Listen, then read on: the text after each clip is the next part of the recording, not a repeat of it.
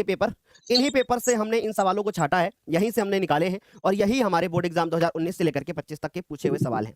ठीक, तो इन सारे सवालों को आज के इस वीडियो में हम लोग यहाँ पर डिस्कस करेंगे। तो फटाफट बिना देर किए हुए शुरू करते हैं। पहला सवाल हमारी नजरों के सामने है कि निम्नलिखित में से कौन सा हार्मोन रक्त में शर्करा स्तर को, यानी कि शर्करा स्तर को बच्चों क्या बोलते हैं? शर्करा स्तर को बोलते हैं हम लोग शुगर लेवल। क्या बोलते हैं हम लोग? Sugar level. अब आपको बताना है कि कौन सा ऐसा हार्मोन होता है, कौन सा ऐसा हार्मोन होता है जो ब्लड में शुगर लेवल को मेंटेन करता है, अर्थात कहे कि नियंत्रित करता है। ठीक, हमारे पास कितने प्रकार के हार्मोन दिख रहे हैं? हमें 4 प्रकार के यहाँ पर लिखे हुए हैं। ठीक है, ये ग्रोथ हार्मोन है, तो ये वृद्धि हार्मोन है, ये वृद्धि को नियंत्रित करता है ना? बात सभी को समझ में आ गई। अब हमारे पास बचता है थायरॉक्सिन, एड्रेनलिन, उसके बाद इंसुलिन बचता है। बच्चों, जो हमारे पास थायरॉक्सिन हार्मोन होता है, ये क्या करता है? इसकी कमी से ना घेंघा रोग हो जाता है। तो ये हम कह सकते हैं कि जो हमारी जैसे हमारे ये गले में ये घेंघा रोग हो जाता है, जिसकी वजह से पूरा गला फूल जाता है, तो ये थायरॉक्सिन हार्मोन उसके लिए रिस्पॉन्सिबल होता है। तो ये वाला ऑप्शन भी हमारे लिए क्या हो जाएगा? खत्म हो जाएगा। अब बचते हैं हमारे पास 2 ऑप्शन, एड्रेनलिन और उसके बाद हमारे पास क्या? इंसुलिन। अब जो एड्रेनलिन होता है ये हमारा किससे निकलता है? अधिवृक्क ग्रंथि से, तो भैया इसको यहाँ से हटा दो।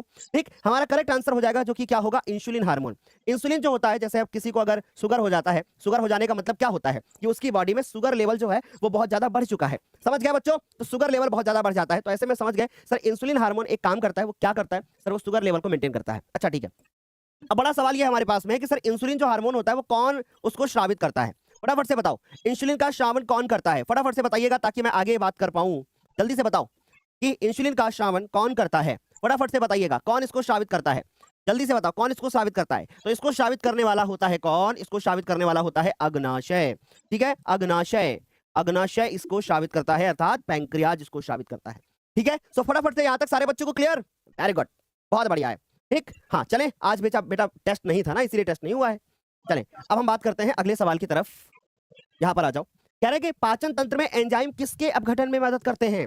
अब ये जो एंजाइम्स होते हैं, जैसे बहुत सारे हमारे पास एंजाइम होते हैं, जैसे पेप्सिन हो गया, है ना, रेनिन हो गया, ये सब क्या है बच्चों? एंजाइम्स हैं, है ना। पेप्सिन हो गया, रेनिन हो गया, है ना। तो सर ये जो एंजाइम्स होते हैं ये किसकी मदद करते हैं? क्या मदद करते हैं? तो बच्चों याद रखना कि जो भी हम लोग खाते पीते हैं, जो भी हम लोग खाते हैं, जो भी हमारे पास भोज्य पदार्थ होता है, जो भी हमारे पास भोज्य पदार्थ होता है, जिसका भी हम लोग सेवन करते हैं, एक जो कि हमारे पास पोषक पदार्थ होते हैं, भोज्य पदार्थ का मतलब पोषक पदार्थ, उन सभी का जो पाचन करने में क्या कौन मदद करते हैं? एंजाइम्स मदद करते हैं। जैसे एक एग्जांपल के रूप में बताते हैं, प्रोटीन, सर पेप्सिन एंजाइम क्या करेगा? प्रोटीन का पाचन करेगा। फिर उसके बाद कार्बोहाइड्रेट, उसके लिए भी एक एंजाइम है। वसा को पचाने के लिए भी एंजाइम है। यानी हम कह सकते हैं सर सभी प्रकार के जो तत्व होते हैं, सभी प्रकार के जो पोषक तत्व होते हैं, उनको पचाने के लिए एंजाइमों की आवश्यकता होती है। और ये जो सवाल मैं आपको यहाँ पे दिखा रहा हूँ, ये सवाल 2023 के बोर्ड पेपर में पूछा गया है।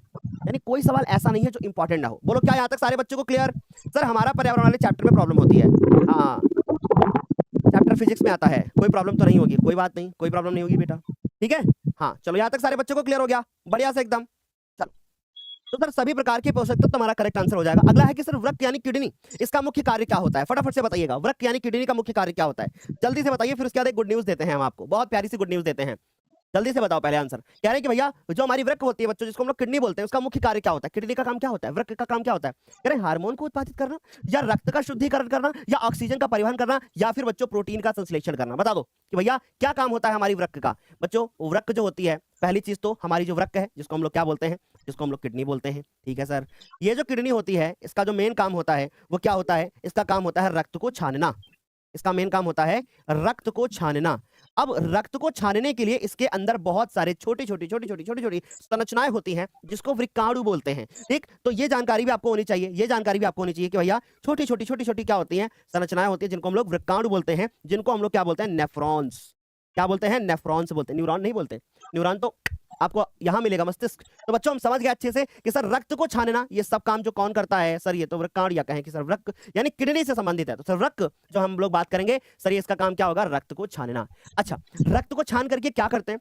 जो उसमें अशुद्ध पदार्थ होता है उसको वो मूत्र नली में भेज देता है। ठीक है, और जो हमारे पास प्योर ब्लड, शुद्ध ब्लड हो जाता है, उसको हमारा क्या करते हैं? आगे बॉडी में भेज देते हैं। क्या यहाँ तक सारे बच्चों को क्लियर हो गया? एक बार फटाफट से बता दो। बढ़िया एकदम, वेरी गुड, बहुत बढ़िया। सारे बच्चों को यहां तक समझ में आ रहा होगा, कोई दिक्कत नहीं होगी, बढ़िया एकदम। बहुत अच्छा। कुछ कमेंट्स हमारे पास? बहुत अच्छा, बहुत अच्छा।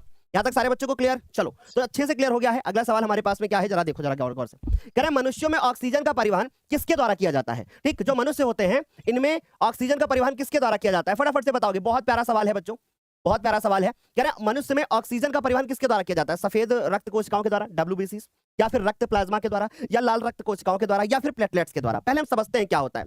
ये जितनी चीजें हमने आपको बताई हैं, ये क्या है? ये सारे के सारे क्या हैं? ये सबके सब का है रक्त के घटक है ना। हम लोग को बहुत अच्छे से पता है कि रक्त के घटक जिसमें पाई जाती है WBC, जिसमें पाई जाती है जिसमें पाया जाता है प्लाज्मा, RBC और प्लेटलेट्स, ये सब रक्त के घटक ही होते हैं। आपको पता है कि जो हमारा ब्लड होता है ना, उसमें 90% तो जानते हो क्या होता है? 90% पानी होता है, बाकी 10% में सारी चीजें आती हैं।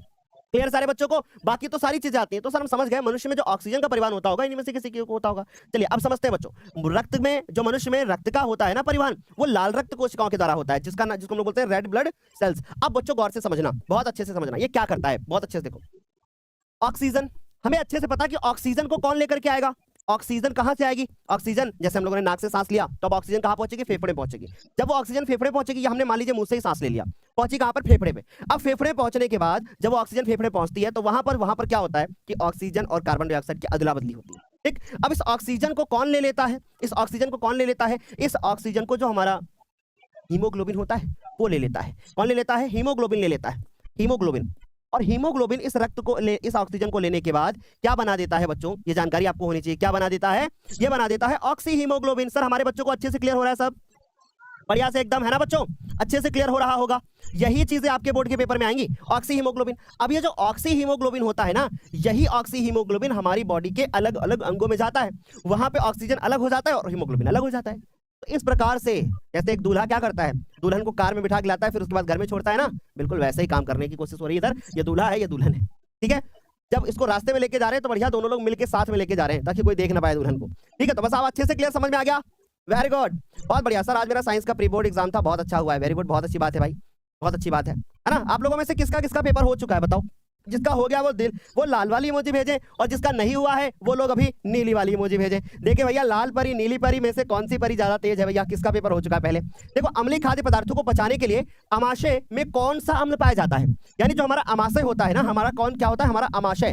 हमारे अमाशय में कौन सा अम्ल पाया जाता है? हमारे अमाशय में, हमारे स्टमक में कौन सा अम्ल पाया जाता है? कौन सा एसिड पाया जाता है? फटाफट से बता दो सर, कौन सा एसिड पाया जाता है? हमारे अमाशय में एक एसिड पाया जाता है जो कि क्या होता है? Acetic acid. ना ना ना ना ना, एसिटिक एसिड का सूत्र क्या होता है? CH3COOH। क्लियर है सर? नाइट्रिक अम्ल ना, नाइट्रिक अम्ल भी नहीं होगा। नाइट्रिक अम्ल का फॉर्मूला क्या होता है? HNO3। HNO3 समझ गए? हाइड्रोक्लोरिक अम्ल जिसको हम लोग क्या बोलते हैं? HCl ना। ये वाला करेक्ट आंसर हो जाएगा। ठीक sir, sulphuric acid, sulphuric acid का फॉर्मूला होता है H2SO4। ये बात भी बढ़िया से क्लियर समझ में आ रही होगी। यहां तक सारे बच्चों को समझ में आ गया? चले अब आपको सरप्राइज दे दें, बोलो अब आपको सरप्राइज दे दें। जो बच्चे नीला वाला भेज रहे हैं ना, जिनका भी नहीं हुआ है पेपर, टेंशन मत लो, आपके बोर्ड पेपर में भी यही आएगा और आपके प्री बोर्ड में भी यही आएगा। अच्छा अब एक बात बताइएगा, मैं आपसे पूछूं, सिंपल सी बात बताओगे? देखो बहुत अच्छे से समझना, आप लोग चाहते हो कि आपका एक लाइव टेस्ट ले लूं, एक आपका लाइव टेस्ट ले लूं मैं यहाँ यूट्यूब पर, और वो लाइव टेस्ट में ले लूं ना, और लाइव टेस्ट में ऑल सब्जेक्ट का एक ही दिन में ले लिया जाए, और मैं अपनी तरफ से, आशुतोष सर अपनी तरफ से, दिव्यांशी मैम अपनी तरफ से, सब लोग आए एक ही क्लास में, सब लोग एक ही क्लास में आए, ऑल सब्जेक्ट का एक लाइव टेस्ट दे लिया जाए, जिसमें वो क्वेश्चंस कराए जाए जिससे हमारा कॉन्फिडेंस भी बूस्ट हो जाए, जो कि हमें ये भी पता चल जाए मेरी तैयारी कैसी चल रही है। बोलो ले लिया जाए ना? बहुत जल्द आपको लाइव टेस्ट कराने जा रहे हैं हम लोग बहुत जल्द एक सबसे बड़ा लाइव टेस्ट कराने जा रहे हैं, जिसमें ऑल सब्जेक्ट का एक लाइव टेस्ट होगा। फिजिक्स, केमिस्ट्री, बायोलॉजी यानी पूरी साइंस, पूरी मैथमेटिक्स, पूरी आपकी इंग्लिश, पूरी हिंदी और पूरी आपकी सोशल साइंस, हम कोशिश करेंगे पूरे 5 सब्जेक्ट इसमें इंक्लूड करें।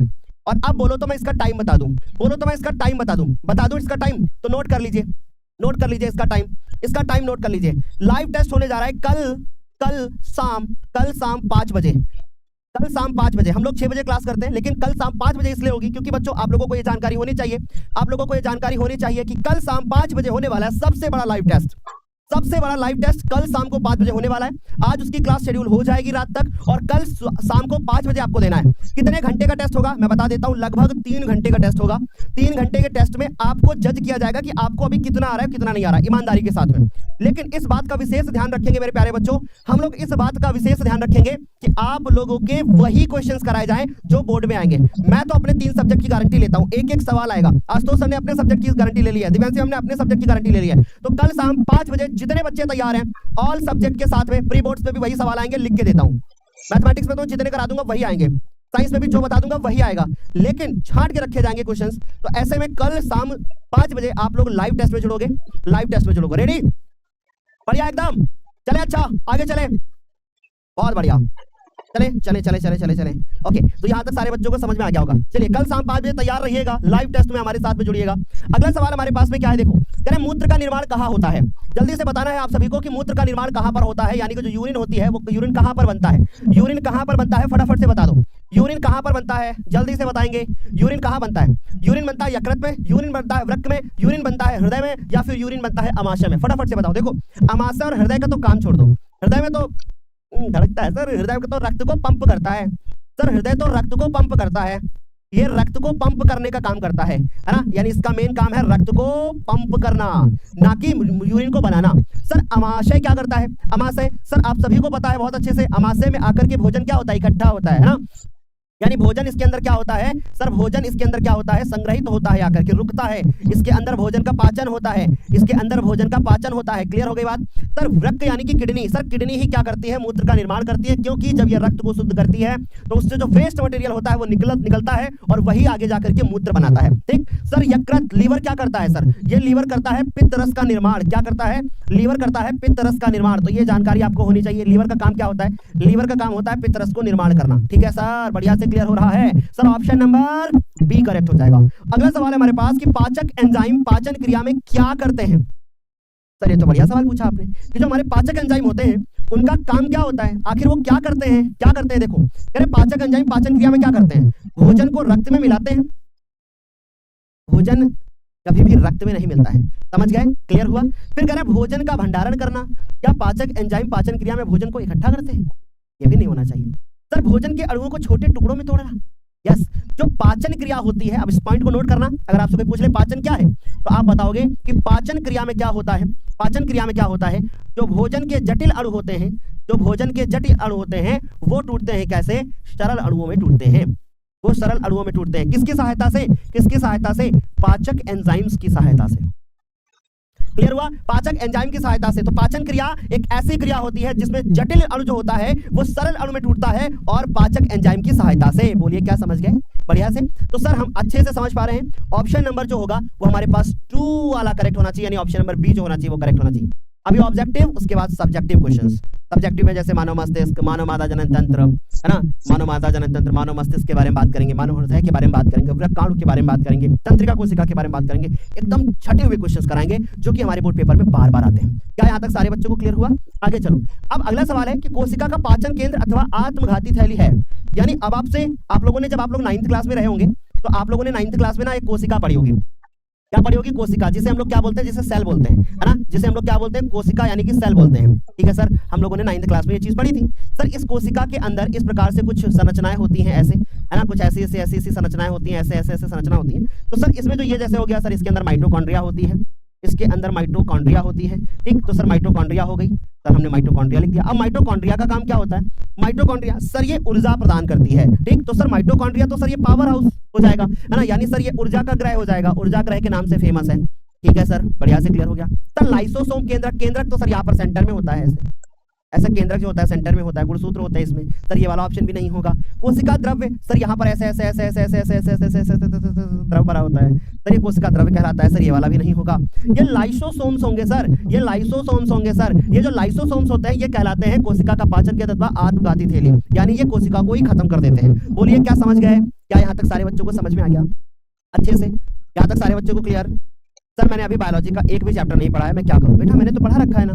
आपको रोने से तो नहीं हो पाएगा, अगर आप स्वयं नहीं करोगे तो बेटा रोने से तो नहीं हो पाएगा। बहुत सारे बच्चे रोते रहते हैं, बहुत सारे बच्चे परेशान रहते हैं। बेटा एक बात बताओ, परेशान होने से किसी भी समस्या का हल निकलता है क्या, नहीं निकलता है ना, करने से हल निकलता है ना। अगर आप परेशान होंगे तो थोड़ी ना निकल पाएगा, है ना, आप जब उसको ट्राई करोगे, फोकस करोगे तभी तो हो पाएगा। देखो कोशिकीय प्रक्रम में ऊर्जा ग्रह, ये सवाल बहुत इंपॉर्टेंट है। एटीपी होगा नहीं, ठीक, ग्लूकोज भी नहीं होगा, पाइरुवेट भी नहीं होगा। देखो एटीपी सर ये ऊर्जा मुद्रा के नाम से फेमस है, ठीक है सर, ये ऊर्जा मुद्रा के नाम से फेमस है सर। ठीक, तो सर ये ऊर्जा मुद्रा अगर पूछते तो हमारा आंसर एटीपी होता, ग्लूकोज नहीं होगा, पाइरुवेट नहीं होता। ग्लूकोज के विखंडन से पाइरुवेट बनता है और ये क्रिया कोशिका द्रव्य में होती है, ये सवाल बन जाता है पेपर में। सर ऑप्शन नंबर हमारे पास ए जो होगा वो करेक्ट होगा कि ऊर्जा ग्रह किसे कहते हैं, सर ऊर्जा ग्रह कहते हैं हम लोग माइटोकॉन्ड्रिया। क्या यहाँ तक सारे बच्चों को क्लियर, एक बार फटाफट से बता दो, बढ़िया से एकदम आगे चलो। चलिए अगला सवाल देखो, अगला सवाल देखो, सर आप भूगोल के जो क्वेश्चंस दिए हैं उनका आंसर भी दे दीजिए। बेटा उनका आंसर तो मैं ऑलरेडी दे चुका हूं आप लोगों को अंतिम बैच के अंदर, है ना, पहले से आपको मिल चुका है। देखो क्या कह रहे हैं, कह रहे हैं मेंडल के अनुसार मटर के पौधे में निम्नलिखित में से कौन सा जीनोटाइप ऐसा होता है जो लंबे तने और झुर्रीदार बीजों के लक्षण को व्यक्त करता है। लंबा तना और झुर्रीदार बीज, पहले बढ़िया से समझो, मैं बताता हूँ और गौर से समझना। अगर कोई भी लंबा होगा तो उसमें कैपिटल टी होगा, कैपिटल टी होगा, या फिर कैपिटल टी और स्मॉल टी होगा। अगर वो बौना है, अगर बौना है तो सर स्मॉल टी होगा। अगर वो गोल है तो उसके लिए सर कैपिटल आर होगा, या फिर कैपिटल आर स्मॉल आर होगा। आर मतलब यहाँ राउंड है, राउंड शेप यानी गोल ऐसे, ठीक। और सर अगर कहीं वो झुर्रीदार है, सर अगर वो कहीं झुर्रीदार है तो सर झुर्रीदार होगा तो सर उसके लिए स्मॉल आर यूज होगा 2 बार। तो अब बताओ, हमसे लंबा तना और झुर्रीदार बीज पूछा है, तो सर लंबे के लिए तो सर कैपिटल टी होना चाहिए, तो सर कैपिटल टी तो इसमें नहीं है, इसमें भी नहीं है, काम खत्म। सर झुर्रीदार के लिए स्मॉल आर होना चाहिए, तो सर किसमें स्मॉल आर दिख रहा है मुझे, इसमें मुझे स्मॉल आर दिख रहा है। कितना आसान है बताओ। अगर मैं इसके बारे में बात करूं तो सर ये क्या है बताओ, जल्दी से बताओ। ये लंबा है और कैसा है, गोल है ना। देखो कितना आसान है तरीका पहचानने का। अगर ये देखें हम जरा ध्यान से, तो सर ये बौना है और गोल है ना। सर ये बौना है और गोल है, तो सर ये बौना और गोल है, ये भी बढ़िया से समझ में आ गया। सर इसको देखो, सर ये लंबा है और झुर्रीदार है, सर ये लंबा है और झुर्रीदार है। मैं सब कुछ बता दूंगा एक बार में, आपको जरा सा भी कहीं दिक्कत नहीं होगी। सर ये बौना है और झुर्रीदार है, सर ये बौना है और झुर्रीदार है, तो सर हमें अच्छे से क्लियर हो रहा होगा, कोई भी प्रॉब्लम नहीं हो रही होगी, बढ़िया से समझ में आ रहा होगा। बोलिए क्या यहाँ तक क्लियर हो रहा है सारे बच्चों को? आज तुम लोग सेशन को शेयर किए हो ना, आप लोगों ने सेशन को लाइक किया है, एक बार फटाफट से बताओ। सर 3 घंटे में कुछ नहीं होगा, 11 घंटे की क्लास करो। अच्छा बेटा, बहुत अच्छी बात कही है आपने। हमने 3-3, 4-4 घंटे की, अगर मैं 4 घंटे की 3 क्लासेस कर दूंगा तो वो तुम्हारे लिए सफिशिएंट नहीं है ना। हम एक ही दिन में सब कुछ पढ़ा दे, वो तुम्हारे लिए ज्यादा अच्छा है। हाँ ठीक है, अगर आपने कहा है सर 11 घंटे की क्लास करिए, तो हम 11 घंटे की भी क्लास जल्दी ही करेंगे बेटा, ठीक, हम जल्दी ही करेंगे आपके लिए 11 घंटे की क्लास। सर मैं रोज आपसे पढ़ती हूँ, आज प्री बोर्ड एग्जाम में 92 मार्क्स पाई हूँ गुरुदेव, और रोज आपसे पढ़ती हूँ। ओके ओके ओके, बहुत बढ़िया बेटा, बहुत अच्छा, ठीक, बहुत अच्छा। सर हमारे पेट में, हमारे अमाशय में इतना सारा HCl कैसे बन जाता है? क्योंकि उसके लिए हमारी कुछ ग्रंथियां होती हैं जो कि HCl का निर्माण करती हैं। चलिए अब गौर से देखो, फिर कह रहे हैं पित्तरस का श्राव होता है। अब ये बड़ा ही प्यारा सवाल है सर, पोल दे दीजिएगा 11 की। ये सवाल बहुत इंपॉर्टेंट है और आपको लग रहा होगा अरे नहीं ये सवाल तो सर हमारे लिए इंपॉर्टेंट नहीं है। तो भैया आप किसी भी साल का पेपर उठा के देख लो, किसी भी साल का पेपर उठा के देख लो, अगर कहीं पर पित्ताशय, यकृत, पित्ताशय, ये सब चीजों से कभी ऐसा हो ही नहीं सकता कि सवाल ना बना हो। अगर मैं 2026 भी लिख दूं ना तो मेरे बच्चों गलत नहीं होगा, इतना ज्यादा इंपॉर्टेंट ही है ये सवाल। आपको बताना है क्या आंसर होगा। पित्तरस श्राव होता है पित्ताशय के द्वारा, यकृत के द्वारा, अग्नाशय के द्वारा, अमाशय के द्वारा। सर इसमें बताइएगा ए वाले कितने बच्चे हैं, जल्दी बताइए। सर आपने गोला लिख दिया। ओ भाई बेटा, बौना और गोल ही तो लिखेंगे। गोल की जगह गोला हो गया है तो आपको तकलीफ हो रही है बेटा, कोई बात है। सर 31 वाले ए हैं, बहुत अच्छी बात है, बहुत अच्छी बात है। अब गलत हो गया, पेपर में नहीं होगा क्योंकि आपने ए लगा करके गलती कर दी। पित्तरस का जो श्राव होता है सर वो होता है यकृत के द्वारा, समझ गए। पित्ताशय में तो क्या होता है, एकत्रित होता है, या कहेंगे सर संग्रहित होता है ना। एकत्रित करने का काम कौन करता है सर, एकत्रित कौन करता है सर, वो करता है पित्ताशय। यानी बनाने का काम, उसको श्रावित करने का काम तो पित्तरस का जो होता है सर वो कौन करता है सर, यकृत करता है। वो आके एकत्रित किसमें होता है सर, वो पित्ताशय में होता है। अग्नाशय और अमाशय तो पहले से काटो। तो क्या यहाँ तक सारे बच्चों को क्लियर, बढ़िया से एकदम, यहाँ तक किसी बच्चे को कोई डाउट नहीं? आगे चलो मैं, चलो सर मैं कुछ भी नहीं पढ़ाऊं तो क्या मेरे 80 नंबर आ सकते हैं? बिल्कुल 80 क्या 85% भी ला सकते हो। 14 तारीख को मेरे प्यारे बच्चों लॉन्च हो रही है, इसी 14 जनवरी को लॉन्च हो रही है हमारी यूपी वाली सीरीज। क्या लॉन्च हो रही है बेटा? हमारी यूपी वाली सीरीज लॉन्च हो रही है। कब लॉन्च हो रही है? 14 जनवरी को।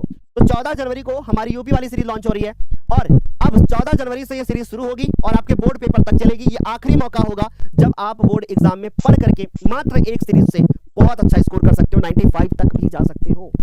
सर पराग कोष में होते हैं। अब पराग कोष क्या होता है? जैसे अगर बच्चों बात करें पुष्प की, तो पुष्प कैसा होता है बता दो सर? पुष्प तो ऐसा होता है। अब इस पुष्प में ये क्या होता है सर? ये इस तरीके से क्या होता है सर? ये हमारा पूरा पुंकेसर होता है, ये पूरा स्त्रीकेसर होता है सर। इस पुंकेसर में यहाँ पर क्या होता है सर? यहाँ पर पराग कोष होता है सर। इस पराग कोष में क्या होता है? इस पराग कोष में हमारे होते हैं परागकण, ठीक है। इसमें क्या होते हैं? परागकण। सर बीजांड कहाँ होता है? बीजांड होता है यहाँ पर, ठीक है। अंडाशय कहाँ होता है सर? अंडाशय यहाँ पर, पहले अंडाशय होता है उसके अंदर बीजांड होता है। बाह्यदल कहाँ होते हैं? ये हमारी कुछ ऐसे पत्तियां ऐसे लगी होती हैं सर, इनको हम लोग बाह्यदल बोलते हैं, ठीक, इनको हम लोग बाह्यदल बोलते हैं। तो सर करेक्ट आंसर तो हमारा परागकण हो गया। अच्छा एक जानकारी और देता हूं बच्चों, जो परागकण होता है वो क्या कहलाता है? वो नर युग्मक कहलाता है। जैसे मानव में क्या होता है? शुक्राणु, वैसे पौधों में क्या है? परागकण है। बढ़िया से क्लियर हो गया सभी को? मजा आ गई? गुड। बढ़िया, मेरा सही सारा सवाल जा रहा है, बहुत अच्छी बात है, बहुत अच्छी बात है, बहुत अच्छी बात है। अगला देखो जरा क्या है, पत्तियों पर कलिका विकसित होती है, पुदीना में, आलू में, ब्रायोफिल्म में, या इनमें से सभी। देखो अब एक बात को बहुत अच्छे से सुनो, आलू खाओगे, देखो जरा ध्यान से, ये क्या है आलू, ये क्या है आलू। अब इस आलू को अगर हम कुछ टाइम के लिए पड़ा रहने दें, जैसे इस समय पे जब आलू की खेती हुई होगी, कुछ समय पहले भी आलू की बुआई हुई थी, तो इसके ऊपर कुछ इस प्रकार से कलिकाएं निकलती हैं, ऐसे है ना, कुछ ऐसे ऐसे अंकुर जैसे निकलते हैं, कलिकाएं जैसी निकलती हैं, फिर आलू को यहाँ से ऐसे काट के जमीन में डाल दिया जाता है और ये पूरा पौधा ऐसे तैयार हो जाता है आलू का। तो आलू क्या है, आलू तो बच्चों एक प्रकार का क्या है, आलू एक प्रकार का तना है, जड़ नहीं है बल्कि क्या है, तना। सर आलू को पहले से काट दो। अब पुदीना, पुदीना जो होता है मेरे प्यारे बच्चों, पुदीना उसकी जड़ पर भी कलिकाएं निकल सकती हैं और उसके तने पर भी कलिकाएं निकल सकती हैं, तो सर वो ऑप्शन भी खत्म हो गया। अब हमसे क्या पूछा गया सर, पत्तियां, पत्तियों पे अगर बात करें तो पत्तियां सर ब्रायोफिल्म, ब्रायोफिल्म आपने सुना होगा, आपने चटरपट्टा सुना होगा, अगर आप यूपी से हैं तो चटरपट्टा के बारे में सुना होगा, ये पत्ते जैसा होता है जिसको हम लोग ब्रायोफिल्म बोलते हैं। इसमें क्या होता है, इसमें इस तरीके से ऐसे पत्ती होती है, ऐसे ऐसे, ठीक, इसकी पत्ती पर इस तरीके से क्या निकलती है, कलिकाएं निकलती है, ऐसे पत्ती पर ऐसे कलिकाएं निकलती है बच्चों, जो कि क्या करती है, एक नए पौधे को जन्म देती है। ठीक, यहाँ तक सारे बच्चों को क्लियर हो गया, बढ़िया। तो सर इसका जो करेक्ट आंसर होगा वो हमारा इनमें से सभी नहीं हो पाएगा, क्योंकि आलू पर जो है वो आलू एक प्रकार का तना है, ठीक है, तो ऑप्शन नंबर सी करेक्ट हो जाएगा। चलिए आगे बात करते हैं, एक लिंगी फूल, फूल का उदाहरण है। अब बच्चों देखो जरा ध्यान से समझना, हमारे सिलेबस में या जितने भी हमारे पुष्प होते हैं सर वो होते हैं दो टाइप के, समझना बच्चों, क्या होते हैं, दो टाइप के होते हैं। और ये सवाल हमारे 2024 के बोर्ड पेपर में आया था। यानी अगर बच्चों हम बात करें पुष्प की, तो सर पुष्प हमारे दो टाइप के होते हैं। एक पुष्प होता है बच्चों हमारा कैसा, एक लिंगी, बढ़िया से समझिएगा, एक पुष्प कैसा होता है, एक लिंगी होता है। और एक पुष्प कैसा होता है बच्चों, एक पुष्प होता है हमारे पास द्विलिंगी। अरे सर एक बात बताइए, ये एक लिंगी और द्विलिंगी में क्या अंतर है, इन दोनों में क्या अंतर है। एक लिंगी का मतलब एक ऐसा पुष्प होगा या तो उसके पास नर जननांग होगा या तो मादा जननांग होगा, यानी एक लिंगी पुष्प में, एक लिंगी पुष्प में या नर जननांग होगा, एक लिंगी पुष्प में नर जननांग होगा, नर जननांग होगा, या फिर वो मादा जननांग होगा, एक दोनों में से एक होगा, दोनों नहीं होंगे, ठीक, समझ गए। और इसमें क्या होगा, इसमें नर और मादा दोनों जननांग क्या होंगे, नर और मादा दोनों जननांग एक ही पुष्प पर होंगे, नर और मादा जननांग, मादा जननांग एक ही पुष्प पर होंगे, एक ही पुष्प पर होंगे, ठीक। तो सर इसको हम लोग द्विलिंगी बोलेंगे। तो सर हम अच्छे से समझ गए, अब इनमें से छांटना है मुझे, आम का, सरसों का, गुलाब का, ये जो आप देख रहे हो ये सब कैसे हैं, ये सब द्विलिंगी है, ये सब द्विलिंगी है। जबकि ये पपीता, पपीते का फूल क्या होता है, वो एक लिंगी है। अब आप सोच रहे होंगे, आपके मन में एक डाउट आया होगा कि सर फिर बताइए कि जब ये एक लिंगी होते हैं तो एक फूल फिर दूसरे कैसे पौधे का निर्माण कर पाएगा, या कैसे वो फल बनाएगा, कैसे उसमें बीज बनेंगे, बड़ा सवाल है ना, जल्दी से बताओ कैसे वो फल बना पाएगा। तो बच्चों याद रखिएगा कि उसके लिए फिर दूसरा एक जो है पुष्प होना चाहिए, दूसरे पेड़, दूसरा पौधा होगा, उसके ऊपर क्या होगा, पुष्प होगा। इसलिए आपने सुना होगा या आपने देखा होगा कि पपीते के पेड़ पर पुष्प निकलते तो हैं, लेकिन बहुत सारे ऐसे पपीते होते हैं जिसमें पुष्प तो निकलते हैं लेकिन वो फल नहीं बन पाते, वो फल नहीं बनते। वो इसीलिए फल नहीं बन पाते क्योंकि वो फल बनने के लिए दूसरा पुष्प का एक जो है परागकण उनके स्त्री के सिर पर जाना चाहिए, और ऐसा हो नहीं पाता है। इसलिए बोलते हैं कि पपीते का फूल कहते झूठा पपीता है, इस पे नहीं निकलेगा फूल, मतलब इस पे फल नहीं निकलेंगे। जब हम छोटे थे तो हमारे दादा हमको ऐसे बताते थे, हमारे बाबा जी जो थे वो हमको ऐसे बताते थे, कहते पपीता है, हमने कहा कह रहे उसका फूल से फल बन रहा है, नहीं बन रहा है। अगर नहीं बन रहा है इसका मतलब है कि वो पपीता झूठा है, अर्थात वो अपनी आम बोलचाल भाषा बोलते हैं, लेकिन वो कह सकते हैं कि तो नर वाला हो गया तो मादा वाला होगा। बढ़िया, एकदम क्लियर हो गया, अच्छे से सभी को समझ में आया, वेरी गुड। अच्छा, अब 2025 में एक सवाल यहाँ से और बना था जिसमें पपीता ऑप्शन से हटा ही दिया था। तो अगर पपीता ऑप्शन से हटा दिया था तो फिर क्या रखा था, फिर रखा था तरबूज। और तरबूज के जो बीज होते हैं, जब मार्केट में आप तरबूज खरीदने के लिए जाओगे, तरबूज के बीज लेने के लिए जाओगे, तो आपको दो टाइप के बीज देगा, एक नर होगा, एक मादा होगा, और एक खेत में दोनों को लगाना आवश्यक होता है, और एक पे फल बनते हैं, दूसरे पे नहीं बनते। समझ गए। तो सर हम तो बढ़िया से समझ गए। अब हमारे पास अगला सवाल है जो कि बहुत ज्यादा इंपॉर्टेंट है बेटा, बहुत ही ज्यादा इंपॉर्टेंट है। क्या कह रहे हैं, एक स्वस्थ मनुष्य में सामान्य जो है वो रक्तदाब क्या होता है, यानी कि ब्लड प्रेशर जो नॉर्मल होता है वो क्या होता है, कोई बता पाएगा? नॉर्मल ब्लड प्रेशर का क्या होता है भैया, क्या सामान्य रक्तदाब क्या होता है? 140/80, 120/80, या 135/100, या 125/115? सर कितने बच्चे हमारे आंसर कर रहे हैं इसका? 88% बच्चों ने कहा है सर 120/80। क्या सही है? बिल्कुल सही है। ठीक, क्या यहाँ तक सारे बच्चों को क्लियर? सर मेरा कल एग्जाम है, मुझे कुछ भी याद नहीं है, मैं क्लास देखूं या ना देखूं मुझे कुछ समझ में नहीं आ रहा। अगर कल एग्जाम में साइंस का तो ये डेफिनेटली आपको क्लास देखनी चाहिए भैया, है ना, डेफिनेटली आपको क्लास देखनी ही चाहिए। तो सर ये आ गया हमारे पास 120/80। ठीक है, यहाँ तक मुझे नहीं लगता किसी बच्चे को कोई तकलीफ होगी, बढ़िया से समझ में आ रहा होगा। अगला देखो, निम्नलिखित में से कौन सा आहार श्रृंखला का एक निर्माण करता है?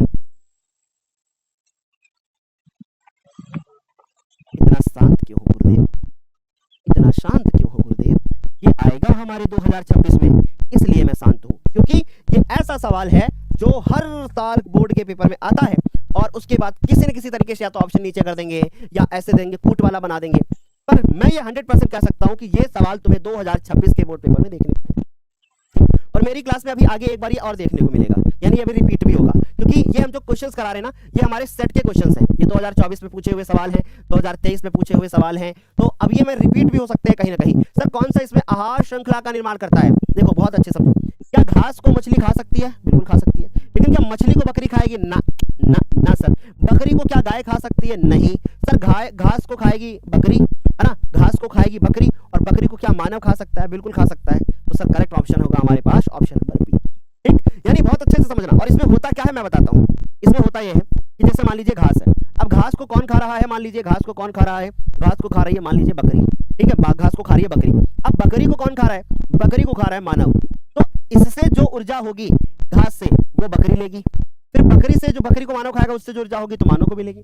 यानी सर हम बहुत अच्छे से समझ पा रहे हैं यहाँ पर क्या होता है, यहाँ पर होता है ऊर्जा का स्थानांतरण।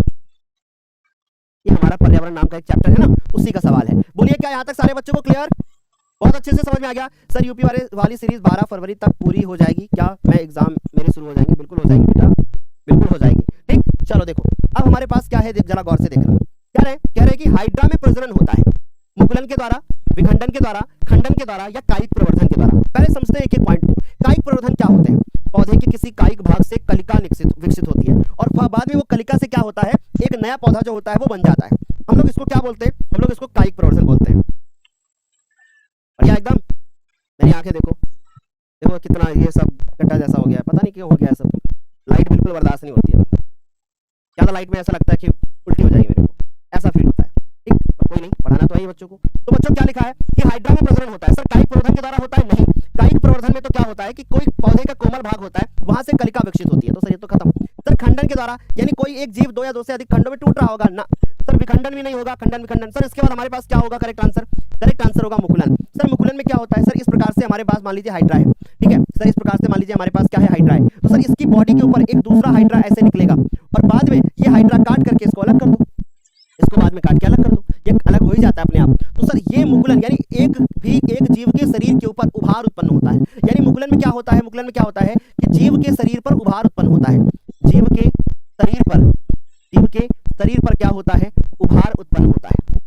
उभार उत्पन्न होता है, जीव के शरीर पर उभार उत्पन्न होता है। ठीक है, उभार उत्पन्न होता है। 14 तारीख को जो सीरीज लॉन्च हो रही है उसमें हम लोग पढ़ेंगे एकदम शुरू से, हम लोग पढ़ेंगे एकदम शुरू से पढ़ेंगे। यानी हम ये समझ लो हम पहले चैप्टर से शुरू करेंगे, हम पहले चैप्टर से चीजों को शुरू करेंगे और बहुत कम समय में पूरा एक बार हम आपको रिवीजन करा देंगे। और जिन बच्चों ने अभी तक कुछ नहीं पढ़ा होगा वो बच्चे भी, अगर वो 33% लाने वाले होंगे तो लिख के देता हूं वो 80% लेकर के आएंगे। और जो बच्चे हमसे पहले से पढ़ रहे हैं उनको तो ये सीरीज फॉलो करनी है क्योंकि ये 95% वाली है। अब इसकी सारी डिटेल कब होगी? इसकी सारी डिटेल आपको मिलेगी 14 फरवरी को, है ना, सॉरी 14 जनवरी को। 14 जनवरी मकर संक्रांति के दिन आपको 14 फरवरी को शाम 6 बजे लॉन्चिंग है इस सीरीज की। तो 14 फरवरी को शाम 6 बजे हमारे साथ जुड़ना मत भूलिएगा। और कल होगा आप लोगों का एक टेस्ट शाम 5 बजे, जुड़ना मत भूलिएगा। पाइरुवेट के विखंडन की प्रक्रिया कहां पर संपन्न होती है? कोशिका द्रव्य में, माइटोकॉन्ड्रिया में, हरित लवक में या केंद्रक में? फटाफट से बताओ, जल्दी से बताओ। देखो मैं आपको बताऊं अगर तो 2026 में ऐसा प्रश्न आपको देखने को मिलेगा, डेफिनेटली देखने को मिलेगा ऐसा एक प्रश्न। अब कैसे आएगा बहुत ध्यान से देखो। सबसे पहली बात फायर इमोजी कर दो तगड़े से एकदम। अब देखो मेरे प्यारे बच्चों, सबसे पहले अगर बात करें तो ग्लूकोज होता है। अब ये जो ग्लूकोज होता है ना, ये ग्लूकोज टूटता है, किसमें टूटता है सर? ये तो पाइरुवेट में टूटता है। ये किसमें टूटता है सर? पाइरुवेट में। और सर ग्लूकोज जब पाइरुवेट में टूटता है तो ये कहां होती है क्रिया? ये होती है कोशिका द्रव्य में। ये कहां होती है? कोशिका द्रव्य में। तो सर कोशिका द्रव्य तो ऑप्शन से हटा दो, ठीक, हरित लवक भी हटा दो, सर केंद्रक भी हटा दो। करेक्ट आंसर क्या होगा? माइटोकॉन्ड्रिया। क्यों हटा दो? मेरी बात देखो जरा ध्यान से। अब ये पाइरुवेट फिर टूटता है, 3 पार्ट में होता है, टूटता है कैसे? जो सब इधर वाला पार्ट होता है ये हमारे पास माइटोकॉन्ड्रिया में क्रिया होती है और फिर बनता है हमारे पास कार्बन डाइऑक्साइड और बनता है जल और बनता है हमारे पास ऊर्जा। ठीक, जबकि ये पाइरुवेट जब हमारी पेशी कोशिका में टूटता है, जब ये पाइरुवेट हमारी पेशी कोशिका में टूटता है तो सर ये बनाता है लैक्टिक एसिड। ये जानकारी आपको होनी चाहिए, ये बनाता है लैक्टिक एसिड और बनाता है ऊर्जा। लेकिन मेरे प्यारे बच्चों यह क्रिया अवायवीय श्वसन के अंतर्गत आती है। जबकि मेरे प्यारे बच्चों यहाँ पर बनता है C2H5OH जिसको हम लोग बोलते हैं क्या? Ethyl alcohol. और बनता है मेरे प्यारे बच्चों क्या? कार्बन डाइऑक्साइड और बनती है ऊर्जा। ये वाला भी अवायवीय श्वसन है, यह क्रिया ईस्ट में होती है। बोलिए क्या यहाँ तक सारे बच्चों को समझ में आया? यानी कि ग्लूकोज टूटता है कोशिका द्रव में, पाइरुवेट बनाता है, पाइरुवेट में 3 कार्बन होते हैं, माइटोकॉन्ड्रिया में टूट जाता है, कार्बन डाइऑक्साइड जल और ऊर्जा बनाता है। अब यहाँ से एक सवाल बनता है कि आपसे पूछ लेंगे कि भैया ये जो हमारे ग्लूकोज का विखंडन होता है या जो पाइरुवेट का विखंडन होता है, इसमें जो हमारा कार्बन डाइऑक्साइड साथ में जो जल बनता है वो वायवीय श्वसन में बनता है कि अवायवीय श्वसन में बनता है? अवायवीय श्वसन में कभी भी जल का निर्माण नहीं होता, हमेशा वायवीय श्वसन में ही जल का निर्माण होता है। बढ़िया एकदम, यहाँ तक सभी बच्चों को समझ में आ गया? अच्छे से एक बार बता दो। बढ़िया एकदम, चलो मैं आगे। चलो, मनुष्य में वृक्क किस तंत्र से संबंधित है? आपको बताना है कि जो हमारा मनुष्य होता है उसमें जो हमारा वृक्क होता है यानी जो हमारी किडनी है वो किस तंत्र में आएगी? हमारे पास 4 प्रकार के तंत्र होते हैं। हमारे पास 4 प्रकार के तंत्र होते हैं जो कि हमारे सिलेबस में, बताइए कौन कौन से तंत्र होते हैं हमारे पास? कौन कौन से तंत्र होते हैं बता पाओगे? हमारे पास 4 तंत्र होते हैं। कौन कौन से? पहला पाचन तंत्र, जो जिसके अंदर पोषण के बारे में पढ़ना होता है। फिर उसके बाद हमारे पास दूसरा जो होता है सर वो हमारे पास परिवहन तंत्र होता है, ठीक है। फिर उसके बाद सर श्वसन तंत्र होता है ना, और सर उत्सर्जन होता है ना। अच्छे से याद कर लिया आपने? चलो, अब ये जो हमारा अमाशय अग्नाशय ये सब होता है, ये सब हम इसके अंदर पढ़ते हैं। परिवहन में सर हम लोग मानव हृदय के बारे में पढ़ते हैं, श्वसन में फेफड़ों के बारे में पढ़ते हैं, उत्सर्जन में किडनी के बारे में पढ़ते हैं। तो सर 4 प्रकार के हमारे तंत्र हो जाते हैं। अब हमसे वृक्क पूछा है तो सर वृक्क यानी उत्सर्जन में आएगा, सर श्वसन में सर फेफड़े, पोषण पाचन सर इसमें क्या हो जाएगा सर हमारा अमाशय वगैरह अग्नाशय वगैरह पढ़ते हैं। परिवहन में सर इसमें हम लोग हृदय के बारे में पढ़ते हैं, मानव हृदय के बारे में पढ़ते हैं, रक्त के बारे में पढ़ते हैं। क्या यहाँ तक सारे बच्चों को समझ में आया? क्या यहाँ तक सारे बच्चों को क्लियर? एक बार फटाफट से बता दो। हाँ बहुत अच्छा। सर 12 घंटे की क्लास नहीं करिएगा, सारे बच्चे नहीं देख पाते हैं, ठीक है भाई, ओके। किसी का डाटा खत्म हो जाता है, किसी को क्या दिक्कत हो जाती है, कोई बात नहीं, लेकिन क्लास तो करना पड़ेगा बेटा, 12 घंटे की क्लास तो करना ही पड़ेगा। तैयार तो रहेंगे आप लोग, पर अभी थोड़ा सा रुक जाओ। मेंडल ने प्रारंभिक शिक्षा प्राप्त की थी, आपको फटाफट से बताना है कि मेंडल ने प्रारंभिक शिक्षा प्राप्त की थी, कहां पर प्राप्त करी थी? मंदिर में, स्कूल में, गुरुकुल में, गिरजाघर में? याद रखिएगा ये सवाल 2024 में पूछा गया है और इस बार 2026 में फिर एक सवाल बनेगा। क्या बनेगा? आपसे पूछा जा सकता है कि मेंडल जी का जन्म कब हुआ था? कमेंट करके बताओ मुझे, ये सवाल बन सकता है क्योंकि एनसीईआरटी में दिया भाई, मेंडली के बारे में तो दिया गया है सब कुछ। तो बच्चों मेंडल ने प्रारंभिक शिक्षा कहां पर प्राप्त करी थी? मंदिर में नहीं भैया, स्कूल में नहीं, गुरुकुल में नहीं, कहां पर प्राप्त करी थी? गिरजाघर में उन्होंने प्राप्त करी थी। मेंडल के बारे में कुछ इंपॉर्टेंट बातें नोट कर लो, यहां से बोर्ड के एग्जाम में सवाल बनेगा। पहली बात, मेंडल कहां के रहने वाले थे? मेंडल ऑस्ट्रिया देश के रहने वाले थे, ऑस्ट्रिया के निवासी थे। ऑस्ट्रिया में कहां पर? वियना विश्वविद्यालय में वो पढ़ने के लिए गए थे, ऑस्ट्रिया की राजधानी वियना है। इन्होंने अपनी प्रारंभिक जो शिक्षा थी वो कहां पर करी है? नोट करिएगा, इन्होंने जो प्रारंभिक शिक्षा अपनी करी है सर, इन्होंने प्रारंभिक शिक्षा अपनी करी है कहां पर? सर इन्होंने प्रारंभिक शिक्षा करी अपने कहां पर? गिरजाघर में। इन्होंने गिरजाघर में करी है प्रारंभिक शिक्षा, ये बात याद रखिएगा। सर इन्होंने उच्चतर शिक्षा कहां पर करी है? इन्होंने उच्चतर शिक्षा कहां पर करी है? तो इन्होंने उच्चतर शिक्षा जो करी है वो कहां करी है? सर इन्होंने वियना विश्वविद्यालय में करी है, वियना विश्वविद्यालय में करी है। ये वाला पॉइंट आपको पता होना चाहिए, वियना विश्वविद्यालय में करी है, ये जानकारी होनी चाहिए। यहाँ पर एक जानकारी आपको ये भी होनी चाहिए कि जो मेंडल जी थे इन्होंने उच्चतर शिक्षा भी वहां करी है, प्लस एक जानकारी और है कि सर इन्होंने गणित का ज्ञान इनको था, इनको गणित और विज्ञान का ज्ञान था। गणित विज्ञान इन्होंने कहां पढ़ी है? यही वियना विश्वविद्यालय में पढ़ी है, ठीक। तो यहां तक सारे बच्चे कर लोगे? 1822, वेरी गुड। 1822 से 1884, बहुत अच्छी बात है। 1822 से लेकर के 1884 मेरे प्यारे बच्चे टाइप करके बता रहे हैं। तो इनका जन्म हो जाता है 1822 में, सारे बच्चों को पता होना चाहिए, और इनका निधन हो जाता है 1844 में। बोलो क्या मैंने पढ़ाया है ये सब? एक बार मुझे बताओ क्या ये सब मैंने पढ़ाया है आप लोगों को? ऐसी कोई भी चीज हमने छोड़ी नहीं ना, हमने ऐसी कोई भी चीज नहीं छोड़ी ना बच्चों। अप्रैल से लेकर के अभी तक मैं एक एक चीज आपको पढ़ाता हुआ आ रहा हूँ, छोटी चीज हो चाहे बड़ी चीज हो, कुछ भी हो, कठिन हो आसान हो, कोई फर्क नहीं पड़ता, पढ़ाना है तो पढ़ाना है बच्चों, है ना। आगे बात समझ में? सर गिरजाघर का मतलब क्या होता है? अरे गिरजाघर का नहीं मतलब पता? अरे भाई तुम्हें गिरजाघर का मतलब नहीं पता? तो क्या होता है गिरजाघर का मतलब? बता दो कमेंट से। चर्च की बात हो रही है भैया। मादा जनन तंत्र के किस भाग में लूप? सर लूप क्या होता है? लूप क्या होता है? लूप का दूसरा नाम होता है कॉपर टी, है ना। अब ब्लैक टी मत समझ लेना बेटा, कॉपर टी। अरे सर कॉपर टी क्या होता है? कॉपर टी क्या होता है? यह एक धागे जैसी बनी हुई एक संरचना होती है, ये बात आपको याद रखनी है। ये एक धागे जैसी बनी एक संरचना होती है जिसको ले जाते हैं, और ले जाने के बाद मानव के जो मादा जनन तंत्र के जो ये रास्ता नहीं होता जिसको योनि बोलते हैं, फिर वो ग्रीवा को क्रॉस करते हैं, फिर यहाँ पर आकर के उसको ऐसे स्थापित कर दिया जाता है, इस प्रकार से ऐसे स्थापित कर दिया जाता है।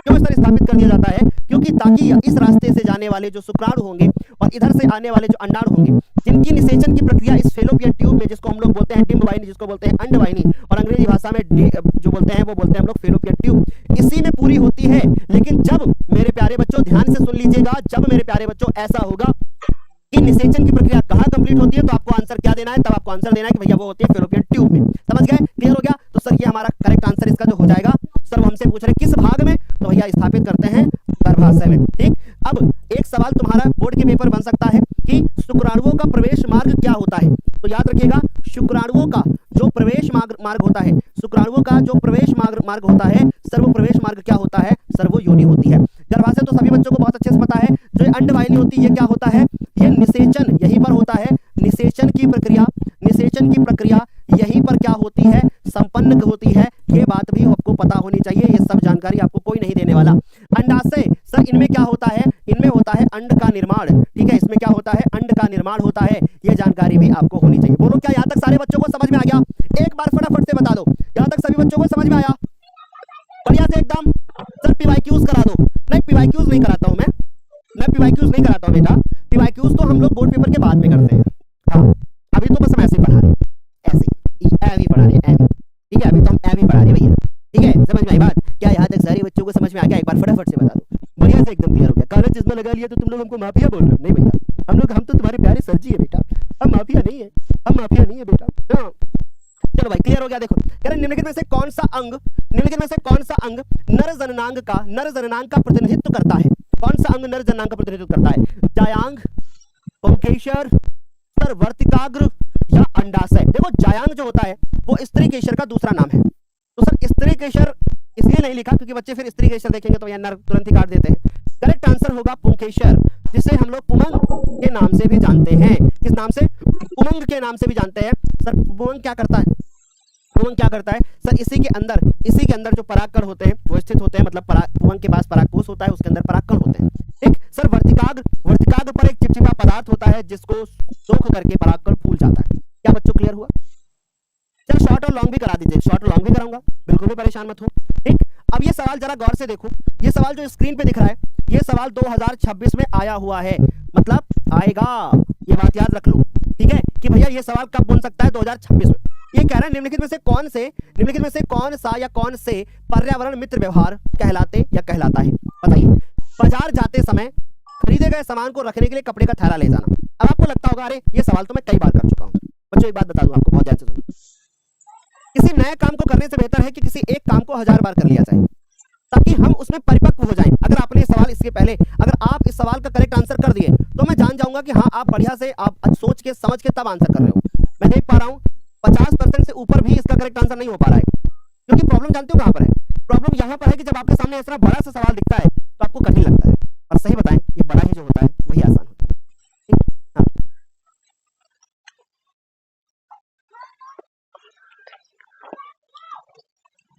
अच्छा, एक बच्चा कह रहा है कि हमने पूछा है, मतलब हमारे स्कूल में हमने बोल दिया कि ज्ञानोदय पर कॉन्सेप्ट है, तो हमारे टीचर ने कहा कि वो लोग सामने एक टीवी लगाते हैं, उस पर सर्च करके बताते हैं। अच्छा बेटा ऐसा होता है क्या? सामने तो टीवी लगी होती है लेकिन उस पर कमेंट्स पढ़ते हैं हम आपकी। हमने आपको दिखाया भी है वीडियो। और इतनी जल्दी कोई कैसे सर्च कर लेगा बेटा? जब सर्च ही करना तो पहले से सर्च करके ना बैठे। अफवाह। चलिए देखिए, ये सब होता रहता है, जिंदगी है। तो बच्चों देखो जरा ध्यान से, पर्यावरण क्या होता है? पर्यावरण मित्र क्या होता है? पर्यावरण मित्र का मतलब होता है, पर्यावरण होंगे कोई भैया ओल्ड टीचर, क्या कह सकते हैं, कोई बात नहीं। पर्यावरण मित्र क्या होता है? पर्यावरण मित्र का मतलब कि आप पर्यावरण के बारे में सोचें, आपको पर्यावरण का ध्यान हो, आप पर्यावरण को लेकर के जागरूक हो, पर्यावरण के संरक्षण आप करें। ठीक, यानी पर्यावरण मित्र क्या हो जाए? पर्यावरण मित्र वो है जो पर्यावरण का क्या कर दे? संरक्षण करने वाला। उसको क्या बोलते हैं? पर्यावरण मित्र बोलते हैं।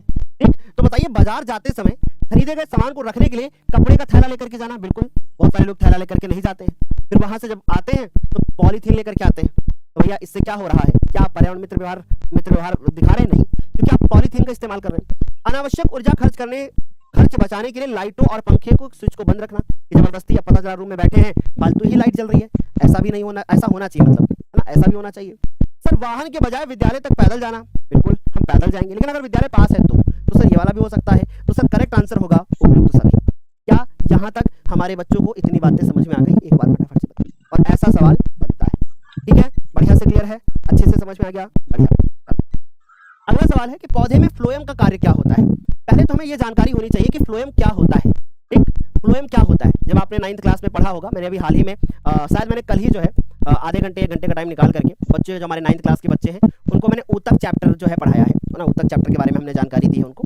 तो वहां पर मैंने पढ़ाया था बच्चों, आप लोगों को पता भी होना चाहिए और 10th वाले बच्चों के लिए इंपॉर्टेंट है कि सर फ्लोएम क्या होता है। फ्लोएम जो होता है यह एक प्रकार का क्या है, ऊतक है, एक प्रकार का टिश्यू है।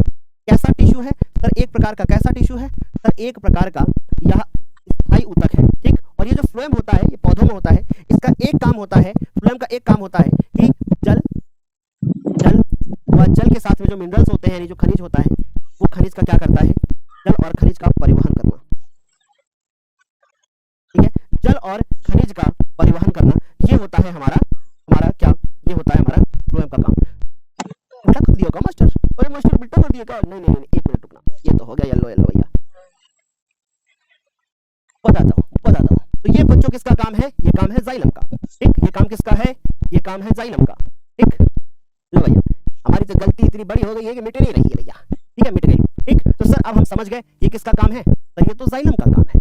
ये किसका काम है, ये जाइलम का काम है। अब गुरुदेव बताइए कि फ्लोएम का काम क्या होता है। फ्लोएम का काम क्या होता है, फ्लोएम का जो काम होता है सर उसका काम होता है खनिज जो हमारे भोज्य पदार्थ होते हैं यानी भोजन का क्या करता है, भोजन का परिवहन करना, भोज्य पदार्थों का परिवहन करना। लेकिन अब मैं आपको एक जानकारी और भी देना चाहता हूँ, गौर से सुनिएगा। जो हमारे फ्लोएम्स होते हैं, जैसे हमारा जो फ्लोएम होता है, अगर हम उसके डायग्राम को बनाने की कोशिश करें तो हमारे फ्लोएम का डायग्राम कुछ ऐसे, ठीक। अगर हम इसको जूम करते हैं कुछ ऐसा होता है। लेकिन फ्लोएम का काम जो होता है ये एक दिशिक परिवहन होता है, इसमें यानी एक ही तरफ होता है, एक दिशा में परिवहन होता है। ये जानकारी भी आपको होनी चाहिए, यहां से भी सवाल बन सकता है। एक दिशा में परिवहन होता है क्योंकि जो भी होगा जल वो नीचे जड़ से पत्तियों की तरफ जाएगा, ठीक। यानी मूल से किधर की तरफ जाएगा, मूल से प्रारोह की तरफ जाएगा, ठीक। तो ये जानकारी होनी चाहिए, ठीक है। जबकि फ्लोएम क्या होता है, फ्लोएम इसका देखो मैंने कुछ एक्स्ट्रा जानकारी दी है बेटा। जबकि फ्लोएम में क्या होता है, फ्लोएम कुछ ऐसा होता है, ठीक। ये जानकारी आपको होनी चाहिए, कुछ ऐसा, ठीक। इसमें छोटे छोटे छिद्र होते हैं, ये जानकारी आपको होनी चाहिए, जिनको हम लोग क्या बोलते हैं, चलनी पट्टिका, जिसको हम लोग क्या बोलते हैं, चलनी पट्टिका, ठीक। ये आपको होनी चाहिए जानकारी, चलनी पट्टिका बोलते हैं, ठीक। अच्छा, अब दूसरी चीज बहुत अच्छे से सुनने की कोशिश करिएगा, बहुत अच्छे से सुनने की कोशिश करिएगा। इसमें जो परिवहन होता है वो ऐसे भी हो सकता है और ऐसे भी हो सकता है, यानी सर ये द्विदिशिक होता है क्योंकि फ्लोएम का काम होता है भोज्य पदार्थ। अब मान लीजिए पत्ती ने भोजन बनाया तो उसको नीचे जड़ तक भी तो पहुंचाना होगा, तो सर इसका मतलब हम समझ गए, इसमें होता है द्विदिशिक परिवहन। क्या होता है इसमें होता है द्विदिशिक परिवहन। अब भैया एक सवाल आएगा तो उसमें घोल के तो पिलाना पड़ेगा ना, तभी तो बच्चों को समझ में आएगा। मान लीजिए पूछ लिया जाए बोर्ड के पेपर में कि फ्लोएम में जो भोज्य पदार्थ का परिवहन होता है वह एक दिशिक होता है कि द्विदिशिक, मान लीजिए बन ही जाए सवाल कूट वाला, तो कम से कम 100 में 100 सपना तो पूरा हो जाएगा ना। बोलो क्लियर हो गया, यहाँ तक सारे बच्चों को समझ में आ गया? बढ़िया, चले आगे चले अब हम लोग। Very good. अगला सवाल देखो क्या है, अगला सवाल हमारे पास में है क्या, अगला सवाल हमारे पास में क्या है, अगला सवाल हमारे पास कि मनुष्यों में पाचन की शुरुआत किस अंग से होती है। जल्दी से बता दो कि जो मनुष्य होते हैं उसमें पाचन की शुरुआत किस अंग से होती है, किस अंग से पाचन की शुरुआत होती है, मुख से, यकृत से, छोटी आंत से या पित्ताशय से, फटाफट से बताओ। तो बच्चों पाचन की शुरुआत कहां से होती है? अगर हम भोजन को खाएंगे तो पहले हमारे पास क्या होगा, लार एंजाइम होता है जो क्या करेगा, जो हम भोजन खाएंगे उसमें स्टार्च होगा, उसको चेंज करेगा माल्टोज में। तो सर हमारे मुख से ही पाचन की शुरुआत हो जाती है ना, हमारे मुख से ही क्या होती है, पाचन की शुरुआत हो जाती है, अकेले। तो सर ये आ जाता है हमारा करेक्ट आंसर, मुख से क्या हो जाती है, पाचन की शुरुआत हो जाती है, यकृत से, छोटी आंत में, पित्ताशय से, ठीक। पित्ताशय में कोई पाचन नहीं होता, पित्ताशय में तो पित्तरस आके एकत्रित होता है बेटा। क्या यहाँ तक सारे बच्चों को समझ में आ गया? बढ़िया से। चलो अगला सवाल है, निम्नलिखित में से कौन सा एक पादप हार्मोन है? बताइए, ये हमारे पास इतने सारे हार्मोन्स लिखे हुए हैं, हमसे पूछा गया है कि इसमें से एक पादप हार्मोन बता दो। सबसे पहले बात करते हैं इंसुलिन की। इंसुलिन सर यह एक प्रकार का जंतु हार्मोन है। अगर हम देखें तो सर थायरॉक्सिन, एस्ट्रोजन और उसके बाद ये इंसुलिन, ये हमारे तीनों कैसे हैं, ये तीनों हमारे जंतु हार्मोन होते हैं, ठीक। ये क्या होते हैं बेटा, ये एनिमल हमारे हार्मोन्स होते हैं, एनिमल हार्मोन होते हैं यानी कि जंतु हार्मोन होते हैं। ये जानकारी आपने ले ली। फिर उसके बाद सर जिबरेलिन क्या होता है? सर जिबरेलिन क्या होता है? जिबरेलिन क्या होता है सर? ये होता है हमारे पास कैसा हार्मोन, पादप हार्मोन। इसका एक काम होता है पौधों में फूल खिलने को प्रेरित करना, पौधों में फूल खिलने को प्रेरित करना। जिबरेलिन हमारी बहुत बड़ी दोस्त है, सच में जिबरेलिन हमारी बहुत बड़ी दोस्त है। जब मुझे फूल की आवश्यकता होती है, अभी देखो फरवरी का महीना आ रहा है, अभी मुझे फूल की आवश्यकता होगी, जब मुझे फूल की आवश्यकता होगी तो मैं जिबरेलिन से बोलूंगा, ये जिबरेलिन प्रेरित करो ना, तभी तो फूल देगा ना वो फूल, है ना। और जब फूल देगा तभी तो हम क्या करेंगे, तभी तो हम लोग फूल को तोड़ेंगे, तभी तो फूल निकलेगा, फिर फूल से फिर फल बनेगा, तभी तो उसको बाद में खाएंगे। ठीक है, समझ गए? तो बढ़िया से क्लियर हो गया, यहाँ तक सारे बच्चों को समझ में आ गया। अच्छा, ये जो थायरॉक्सिन हार्मोन होता है, इसका क्या काम होता है? ये थायरॉक्सिन हार्मोन जो होता है वो थायराइड ग्रंथि से निकलता है, समझ गए? थायराइड ग्रंथि से निकलता है, और थायराइड ग्रंथि से निकलने के बाद ये क्या करता है? ये क्या करता है? ये घेंघा नामक रोग को नहीं होने देता है। अच्छा, दूसरी चीज, अब ये जो थायराइड ग्रंथि से निकलता है, अगर मान लीजिए वो ना निकले तो कब नहीं निकलेगा? जब थायरॉक्सिन हार्मोन नहीं बनेगा, और उसको बनने के लिए आयोडीन की आवश्यकता होती है। ये सवाल 2024 के पेपर में आया था। बढ़िया, एकदम मस्त, एकदम चिल, ओके बढ़िया। एस्ट्रोजन, सर एस्ट्रोजन क्या होता है? यह एक प्रकार का नर जननांग का हार्मोन है, सॉरी मादा, एस्ट्रा सा लगा हुआ ना, स्त्री। एंड्रोजन होता तो सर एंड्रोजन हमारा नर होता है, और एस्ट्रोजन सर स्त्री का होता है। सर इंसुलिन, इंसुलिन क्या होता है? इंसुलिन सर ये हमारा एक प्रकार का हार्मोन होता है, अग्नाशय से निकलता है। ठीक, तो सर ये भी नहीं होगा। करेक्ट आंसर हमारे पास हो चुका है। अब हमारे पास अगला सवाल है, हमसे पूछा गया है कि वृद्धि हार्मोन स्रावित होता है, यानी ग्रोथ हार्मोन कहां से निकलता है? फटाफट से बता दो, कहां? फटाफट से बताओ। थायराइड ग्रंथि से ना, थायराइड ग्रंथि से तो निकलने वाला होता है थायरॉक्सिन हार्मोन। थायराइड ग्रंथि से निकलने वाला कौन सा हार्मोन होता है? थायरॉक्सिन हार्मोन होता है। कौन सा हार्मोन निकलता है? थायरॉक्सिन हार्मोन निकलता है। क्लियर हो गया बच्चों इतनी बात? सर पिट्यूटरी यानी पीयूष ग्रंथि, यस, ये वाली जो ग्रंथि होती है ये क्या देती है? यही हमें वृद्धि हार्मोन देती है। अधिवृक्क ग्रंथि नहीं देती। अग्नाशय भी अभी हमने बताया, अग्नाशय से कौन सा हार्मोन निकलता है। ठीक, तो सर पिट्यूटरी यानी पीयूष ग्रंथि इसका करेक्ट आंसर हो जाएगा, जिसका एक दूसरा भी नाम होता है मेरे प्यारे बच्चों, जिसको हम लोग बोलते हैं मास्टर ग्रंथि, पीयूष मास्टर, पीयूष मास्टर, पीयूष ग्रंथि। बोलिए क्या यहाँ तक सारे बच्चों को समझ में आ गया? बढ़िया, एकदम बढ़िया। आगे चलूं मैं, आगे चलो, एक बार फटाफट से बताओ। यस, बहुत अच्छे। अगला देखो, निम्नलिखित में से कौन सा पराग कोष के अंदर बनता है? पराग कोष के अंदर क्या बनता है? पराग कोष क्या होते हैं? जो ऐसे पुष्प में होते हैं, है ना? ये जो पूरा पूरा पुंकेसर होता है, इसी पुंकेसर के पास क्या होता है? इसी पुंकेसर के पास क्या होता है? यहाँ पर होता है परागकण, ये बनता है परागकोष, और परागकोष के अंदर क्या होता है? परागकोष होता है, और परागकोष के अंदर क्या होता है? परागकोष के अंदर होते हैं परागकण। ठीक, कितनी संख्या में होते हैं? कोई बता पाएगा कितनी संख्या में होते हैं? 2 संख्या में होते हैं। ठीक, तो इसके अंदर होते हैं परागकण, क्या होते हैं? परागकण। ठीक, तो सर करेक्ट आंसर हो जाएगा कि सर इसके अंदर होते हैं, इसके अंदर होते हैं परागकण। तो करेक्ट आंसर हो जाएगा ऑप्शन नंबर। बढ़िया सर, ये खत्म, ये हमारे पास करेक्ट आंसर, ये वाला और ये वाला खत्म। ठीक, तो आई होप ये बातें बढ़िया से समझ में आ रही होंगी। क्या यहाँ तक क्लियर हुआ? एक बार फटाफट से बताओ। ठीक, सर 24वें वाले में आपने टिक नहीं लगाया है। अरे लो भाई, बताया तो हमने कि फ्लोएम का काम क्या होता है? फ्लोएम का काम होता है खाद्य यानी कि भोज्य पदार्थों का संग्रहण करना। बताया तो बेटा, बता दिया सब कुछ। फिर भी चलो आगे देखो। अब अगला जो सवाल है हमारे पास वो क्या है?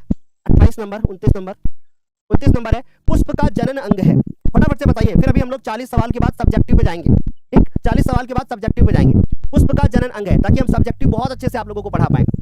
पुष्प का जनन अंग है, जल्दी बताइए कौन सा जनन अंग होता है पुष्प का? तना नहीं भैया, दलपुंज नहीं, पायदलपुंज नहीं, बल्कि करेक्ट आंसर होगा पुष्प का जनन अंग होता है जायांग, जिसको हम लोग बोलते हैं क्या है? जिसको हम लोग बोलते हैं स्त्री केशर। अभी हम इसका चित्र वगैरह बना करके आपको एक शॉर्ट क्वेश्चन पूरा डिटेल में कराएंगे। ठीक, रेडी होना आप लोग मेरे साथ में बढ़िया से अच्छे से करने के लिए सब्जेक्टिव क्वेश्चंस। तो 40 क्वेश्चन हो जाएंगे, उसके बाद फिर हम लोग करेंगे सब्जेक्टिव क्वेश्चन। ठीक है, यहाँ तक तो बच्चों को कोई दिक्कत नहीं है? बढ़िया से क्लियर हो गया?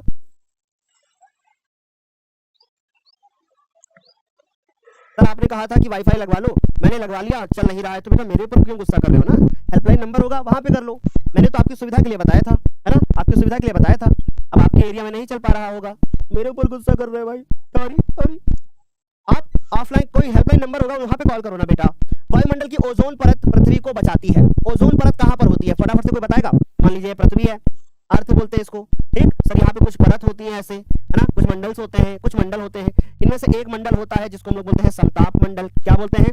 समताप मंडल। उसी समताप मंडल में क्या होती है? एक गैस की परत होती है, एक क्या होती है? गैसों की परत होती है। गैसों की एक परत होती है। कौन सी गैस की परत होती है? बताओ कौन सी गैस की परत होती है? कौन सी गैस की परत होती है? इसमें होती है बच्चों हमारे पास कौन सी गैस की? O3 गैस, ओजोन गैस जिसको बोलते हैं। ठीक, समझ गए? तो इसका मेन काम क्या होता है? इसका मेन काम होता है कि मान लीजिए सूर्य के प्रकाश आ रहा है ऐसे, तो इसमें जो पराबैंगनी किरणें, ये सारी किरणें तो आगे भेज देगा, वो भेज देगा। लेकिन इनमें से मान लीजिए कोई ऐसी किरण हो गई जो पराबैंगनी है, तो टकरा के वो पराबैंगनी किरण वापस चली जाती है। ठीक, टकरा करके वो पराबैंगनी किरण वापस चली जाती है। ठीक, तो सर हम समझ गए, बढ़िया से समझ गए सर। एक्स किरणें नहीं, गामा किरणें नहीं, उपयुक्त में से कोई नहीं, बल्कि पराबैंगनी किरणें। और यूवी का मतलब होता है, यूवी का मतलब होता है अल्ट्रा, अल्ट्रा वायलेट, वायलेट का मतलब होता है बैंगनी, और अल्ट्रा यानी परा, बहुत ज्यादा कह सकते हैं खतरनाक होती है। क्या यहाँ तक सारे बच्चों को समझ में आ गया? बढ़िया से एकदम एक बार फटाफट से बताइए, यहाँ तक सारे बच्चों को क्लियर तो नहीं हो रहा? मतलब क्लियर हो रहा है सब कुछ? बिल्कुल तेजपाल राजपूत जी, हम आपकी बात से सहमत हैं, लेकिन आप शायद हम जो करते हैं वो आप समझ नहीं पाएंगे, है ना। और सब बच्चों को ये बात अगर समझ में आ जाए तो मुझे कोई तकलीफ नहीं है इस बात से, है ना। चलो, यहां तक सारे बच्चों को क्लियर हो गया है। अगले सवाल पे चले। चलिए भैया, देखो जरा गौर से क्या कह रहे हैं। सर, गुर्दे की इकाई जो उत्सर्जन की प्रक्रिया में भाग लेती है, तंत्रिका, वृक्काणु, साइटोन, न्यूटॉन। सर, यूपी वाली सीरीज में क्या करोगे बेटा, वो तो 14 तारीख को ही पता चलेगा ना।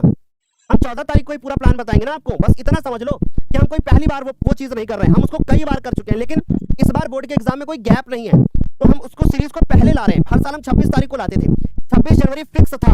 हम पिछले जितने भी सालों से वो यूपी वाली सीरीज आ रही है, हमेशा हमने 26 तारीख को ही लॉन्च किया है, लेकिन इस बार हम यूपी वाली सीरीज को 14 तारीख को लॉन्च कर रहे हैं।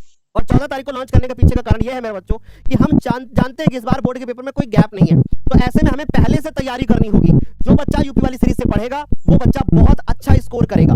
ठीक, तो सर अब गुर्दे की इकाई जो उत्सर्जन की प्रक्रिया में भाग लेती है, तंत्रिका, न्यूरॉन बोलते हैं जिसको, वृक्काणु, नेफ्रॉन बोलते हैं जिसको, साइटोन या न्यूटॉन। फटाफट से बताओ कि इसका करेक्ट आंसर क्या होगा, जल्दी से। गुर्दे की इकाई जो उत्सर्जन की प्रक्रिया में भाग लेती है, उत्सर्जन की बात हो रही है। सर, तंत्रिका ये तो हमारी बॉडी में हर जगह पे होगी, लेकिन सर उत्सर्जन की क्रिया में भाग ना, उत्सर्जन की क्रिया में तो भाग लेने वाला कौन है, वृक्काणु है। ठीक, सर तंत्रिका इसका काम क्या होता है, इसका काम क्या होता है, इसका काम होता है एक संदेश को दूसरी जगह पहुंचाना, यानी ये किसका काम करती है, संदेश वाहक का काम करती है, एक सिग्नल को दूसरी जगह लेकर के जाती है। बढ़िया एकदम। सर साइटोन तंत्रिका के अंदर भरा हुआ होता है, तंत्रिका कोशिका के अंदर भरा हुआ होता है। इसे साइटोन को हम लोग एक दूसरे नाम से भी जानते हैं, इसको कहा जाता है कोशिका काय। अब आपको पता चल गया होगा मेरे भाई, ये क्या है, कोशिका काय। बोलो क्या समझ गए, कोशिका या कोशिका काय, कोशिका काय। ठीक है, यहां तक सारे बच्चों को क्लियर। आगे चलते हैं, अगला सवाल है कि पौधे में जाइलम किसके लिए उत्तरदायी है, भोजन का वहन करना, अमीनो अम्ल का वहन करना, ऑक्सीजन का वहन करना, या किसके लिए उत्तरदायी है। तो भैया जाइलम का काम होता है जल का वहन करना, और जल के साथ साथ किसका, खनिजों का भी करना। ठीक, खनिजों का भी करना, खनिजों को भी क्या करता है, एक जगह से दूसरी जगह लेकर के जाता है। भोजन का वहन करने वाला कौन है, सर वो फ्लोएम है।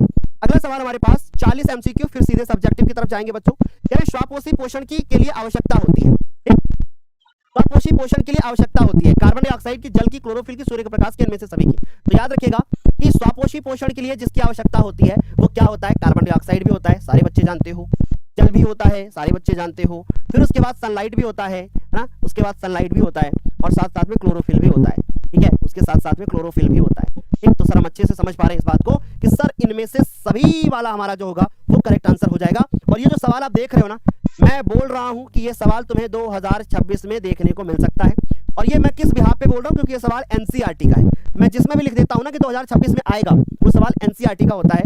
मैं कोई भगवान नहीं हूं या मैं कोई देवदूत नहीं हूं जो मुझे पता चल जाएगा। मैं पिछले 10-12 सालों से लगातार बच्चों को पढ़ा रहा हूं, तो जिसकी वजह से हमें आइडिया है कि आपके बोर्ड पेपर में क्या आ सकता है क्या नहीं। अब एक बच्चा यहाँ पर लगातार स्पैमिंग कर रहा है, सर हमारा कल हिंदी का प्री बोर्ड है, हम ये क्लास करें कि ना करें। तुम अपना टाइम बर्बाद कर रहे हो ना, तुम ये क्लास ढंग से कर रहे हो और ना हिंदी वाली कर रहे हो, तुम सिर्फ आधे घंटे से स्पैमिंग कर रहे हो बेटा। ऐसे बच्चों को कैसे समझाया जाए। आप अगर मुझसे 20 बार ऐसी चीजें पूछोगे तो इसमें आपका टाइम ही तो जाएगा ना।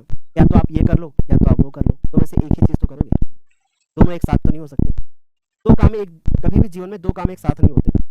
या तो आप अच्छे काम कर लो या तो आप गंदे काम कर लो, या तो अच्छाई की तरफ चले जाओ या तो आप बुराई की तरफ चले जाओ। एक साथ हम दोनों चीजें नहीं कर सकते। लेकिन इतना जरूर कह सकते हैं कि अगर ये जो बचा हुआ समय है जितना अच्छे से उपयोग कर सको ना, उतना अच्छे से उपयोग कर लो। ये समय वापस नहीं आएगा। तुम्हारे बोर्ड पेपर में अगर हम टाइम के बारे में बात करें तो भाई 1 महीने का समय बचा हुआ है, 1 महीना, और इसी 1 महीने में तुम्हें सब कुछ करना है। इसी 1 महीने में तुम्हें पढ़ना भी है, इसी 1 महीने में तुम्हें हर तरीके से तैयारी करनी है। आप चाहते हो कि आपकी क्लासेस सुबह होनी चाहिए, अगर आप चाहते हो तो एक बार फायर इमोजी के साथ बोलो, दिल वाली इमोजी भेजो, फायर वाली नहीं, दिल वाली इमोजी भेजो। फायर वाली कॉपी हो गई है, बहुत सारे लोग फायर इमोजी कराने लगे।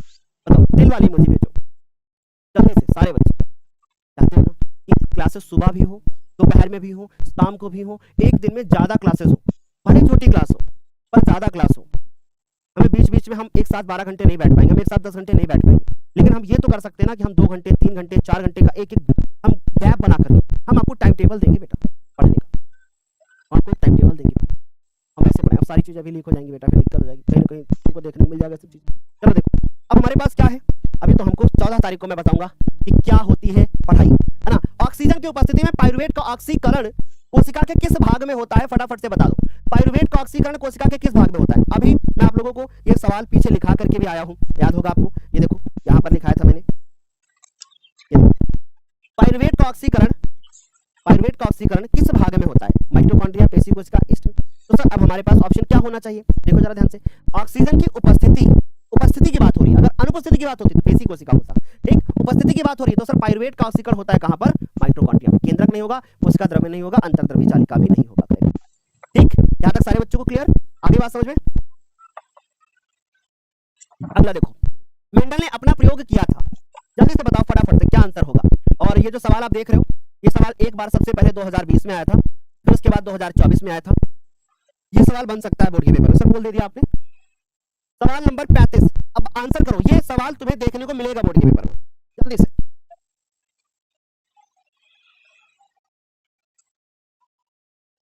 आंसर करें फटाफट से, क्या होगा? पहले बहुत पढ़ता था, अब किसी की नजर लग गई है। अच्छा कोई बात नहीं, जल्दी से बताइए करेक्ट आंसर क्या होगा। बहुत अच्छी बात है भाई। जहां पर आप मेंडल देखा करें वहां पर बस एक चीज याद रखो भैया, मेंडल घर से गुस्सा हुए थे, इसलिए मेंडल जी ने क्या किया था? मटर का पौधा लिया था उन्होंने, है ना। तो मेंडल देखते ही मटर याद आएगा। बढ़िया एकदम। अब यहां पर भी मेंडल देख के मटर आंसर मार दो फटाफट से। मेंडल देख के मटर आंसर मारिएगा फटाफट से, मटर पे टिक करना है, फिर हम काट के तुमको 0 नंबर दे देंगे। समझ नहीं बात?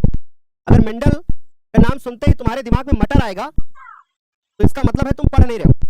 तुम बस एक बार नजर देखते हो, इतना आसान सवाल सर ने पूछ लिया, मारो टिक, मारो टिक मारो, फिर गलत कर जाते हो। आधे बच्चों ने तो इसका जो आंसर दिया है ना, वो दिया है मटर उत्पादन के लिए। मेंडल किसान थे क्या? मेंडल किसान थे? हमारा बोर्ड का पेपर है 1 महीने बाद, और तुमसे एक सवाल पढ़ा नहीं जा रहा है? तुमसे एक सवाल नहीं पढ़ा जा रहा है? पढ़िए फिर से सवाल क्या लिखा है। ऐसे करोगे बोर्ड पेपर में? बोलो, ऐसे ही करोगे बोर्ड के पेपर में? पढ़ोगे नहीं, बस मेंडल देखोगे, मटर में टिक मारोगे, ऐसे करोगे? तो मेंडल ने वंशानुगत गुणों के अध्ययन के लिए किया था। मेंडल जहां दिख जाता है मटर मटर कर देते हो। मटर की खेती नहीं करते थे वो। ये सवाल 2024 के पेपर में आया है और तुम इसको सीरियस नहीं ले रहे हो। हाँ, सामने होता लपड़ पड़ जाता है कान के नीचे धड़ से एकदम। हाँ ठीक, तो सर करेक्ट आंसर होगा कि वंशागत गुणों के अध्ययन के लिए। वो मार सकता हूं मैं, हाँ अप्रैल से पढ़ा रहा हूं, इतना तो हक बनता है ना। तो समझ गए? चलो भाई, हाँ देखो, निम्नलिखित में से कौन ओजोन परत क्षरण के लिए जिम्मेदार है? ठीक, निम्नलिखित में से कौन ओजोन परत क्षरण के लिए क्या है? जिम्मेवार है। अब जो रात में पढ़ रहा होगा इस लेक्चर को, वो उठ के खड़ा हो गया होगा, उसको एकदम नींद चली गई होगी, उसको लगा होगा सच में सर अब तो बोर्ड एग्जाम फिर हमारे लिए दिक्कत हो जाएगी। नहीं पढ़ोगे तो सवाल को पढ़िएगा, सोचिएगा, समझिएगा, तब आंसर करिएगा। कोई जल्दबाजी मत करिएगा बेटा। ठीक, आगे देखो जरा क्या लिखा हुआ है। लिखा निम्नलिखित में से कौन ओजोन परत क्षरण के लिए जिम्मेदार है? बताइए, क्लोरोफ्लोरोकार्बन क्या ओजोन परत के लिए जिम्मेवार है, या कार्बन डाइऑक्साइड, या फिर कार्बन मोनोऑक्साइड, या फिर नाइट्रिक अम्ल? याद रखिएगा, जो हमारी क्लोरोफ्लोरोकार्बन होते हैं, जिनको हम सीएफसी बोलते हैं, ये सीएफसी जब हमारे किसी भी एक प्रशीतक का मतलब समझते हो, जो किसी भी चीज को ठंडा कर दे, प्रशीतक है ना, जो हमारे प्रशीतक होते हैं, है ना। जैसे हम लोग बात करें एसी, हमारे पास बात हो गई, हमारे पास फ्रिज, ये जो हमारे प्रशीतक होते हैं, इनमें गैस भरी जाती है। बोलते हैं ना कि सर हमारे में एसी की जो पीछे है ना, वो गैस लीक हो गई, खराब हो गई एसी, फ्रिज हमारी खराब हो गई, गैस लीक हो गई, सर उसमें यही गैस भरी होती है, सीएफसी। और जब सीएफसी गैस भरी होती है सर, तो ये गैस जो होती है जब लीक होती है, या गैस जो हम लोग रेफ्रिजरेटर वगैरह यूज करते हैं, ये ऊपर जाएगी तो सर हमारे पास जो ओजोन परत होती है उसकी मोटाई को कम करती है। ओजोन परत की मोटाई को कम करती है। लोगों ने कहा ओजोन परत में छेद हो गया है। ओजोन परत में, अब ये सवाल तुम्हारे पेपर में बन सकता है कि ओजोन परत में छेद हो रहा है, इसके कारण का उल्लेख करिए। तब पता चला, यहाँ आंसर कर दिया कि ओजोन परत में छेद इसलिए हो रहा है क्योंकि हमारे मामा जो है एक लग्गा लाए थे, ऊपर मार दिए। लग्गा का मतलब होता है डंडा, जिसमें ऊपर लगा होता है कुछ लोहे का, ऐसे ऊपर मार देते हैं। यूपी में लग्गा बोलते हैं ना उसको, ऐसे मार दिया ऊपर। मामा हमारे लग्गा लाए थे, मार दिया, ओजोन परत में छेद हो गया। नहीं, ओजोन परत में छेद होने का मतलब ओजोन परत की मोटाई का कम होना। तो आप पेपर में छेद होना का मतलब तुम छेद मत लिख के चले आना, नहीं तो फिर दिक्कत हो जाएगी फिर। तो सर समझ गए, सर करेक्ट आंसर क्या होगा? क्लोरोफ्लोरोकार्बन। अगला सवाल है, हमसे पूछा गया है कि निम्नलिखित में से आहार श्रृंखला का निर्माण कौन करता है? ये सवाल मैं इसके पहले करा चुका हूं, इसलिए मैं इसमें ज्यादा टाइम नहीं लूंगा। 38 पे आता हूं। मानव में लिंग गुणसूत्रों की संख्या क्या होती है? सर बोल दीजिएगा 38 का। सर आपने 37 का तो नहीं दिया? कोई बात नहीं सर। ये सवाल जो आपको दिख रहा है, ये सवाल हमारे 2022 में पूछा गया था और एक बार 2024 के पेपर में पूछा गया था। इस बार भी हमारे बोर्ड के एग्जाम 2026 में ऐसा सवाल बन सकता है। ठीक, 2026 में ऐसा सवाल आ सकता है। मैं सारे बच्चों से बोलना चाहता हूं कि फटाफट से सबसे पहले आप इसका आंसर करिए, बताइए कि आंसर क्या होगा। अब क्वेश्चन है हमारे पास कि मानव में लिंग गुणसूत्रों की संख्या कितनी होती है? बहुत अच्छी बात है, बहुत अच्छा। सर बी करने वाले कितने बच्चे? बहुत अच्छी बात है, बहुत अच्छा, वेरी गुड, बहुत अच्छा, बहुत अच्छा आंसर कर रहे हैं, बहुत अच्छा आंसर कर रहे हैं, बहुत अच्छा आंसर कर रहे हैं। अब मेरी बात बहुत ध्यान से सुनो, बच्चों गुणसूत्र के बारे में हमें बताना पड़ेगा। अभी एक बच्चा कह रहा था ना सर आप एमसीक्यू मत कराया करिए और आप सब्जेक्टिव क्वेश्चन बस पढ़ा दिया करिए। अगर मैं एमसीक्यू नहीं पढ़ाऊंगा तो तुम्हें गिल्ट कैसे फील होगा, तुम्हें ये कैसे एहसास होगा कि 7000 बच्चों ने आंसर किया है जिसमें से 20% ही बच्चे इसका उत्तर सही कर पाए हैं, बाकी सारे बच्चे गलत हैं। तो अब बताइए ये 100 में 100 या सिर्फ आप ही लाना चाहते हैं, बाकी कोई 100 में 100 ना लाए? ये जो 20% बच्चे हैं ना ये 100 में 100 लाने वाले हैं, लेकिन जो 80% बच्चे हैं ना अगर ये 14 तारीख वाली यूपी वाली सीरीज का हिस्सा नहीं बने तो 100 में 100 नहीं आएगा फिर, क्योंकि अभी तक आपने सिर्फ चीजों को रटा है, समझा नहीं है, कॉन्सेप्ट्स नहीं समझे आपने। मेरे प्यारे बच्चों इसका करेक्ट आंसर होगा 2, ना कि 46 और ना कि 23। सुन लीजिएगा ध्यान से, इसका करेक्ट आंसर होगा 2। अब कैसे होगा वो समझो। गुणसूत्र, सर गुणसूत्र के बारे में अगर बात करें तो सर ये होते हैं 23 जोड़ी। तो बात हो गई है जोड़ी की, तो सर यहाँ जोड़ी लिखा नहीं था, ये तो पहले ही काट देते, समझ गए। अब दूसरी चीज 23 जोड़ी का मतलब होता है टोटल हो गए 46।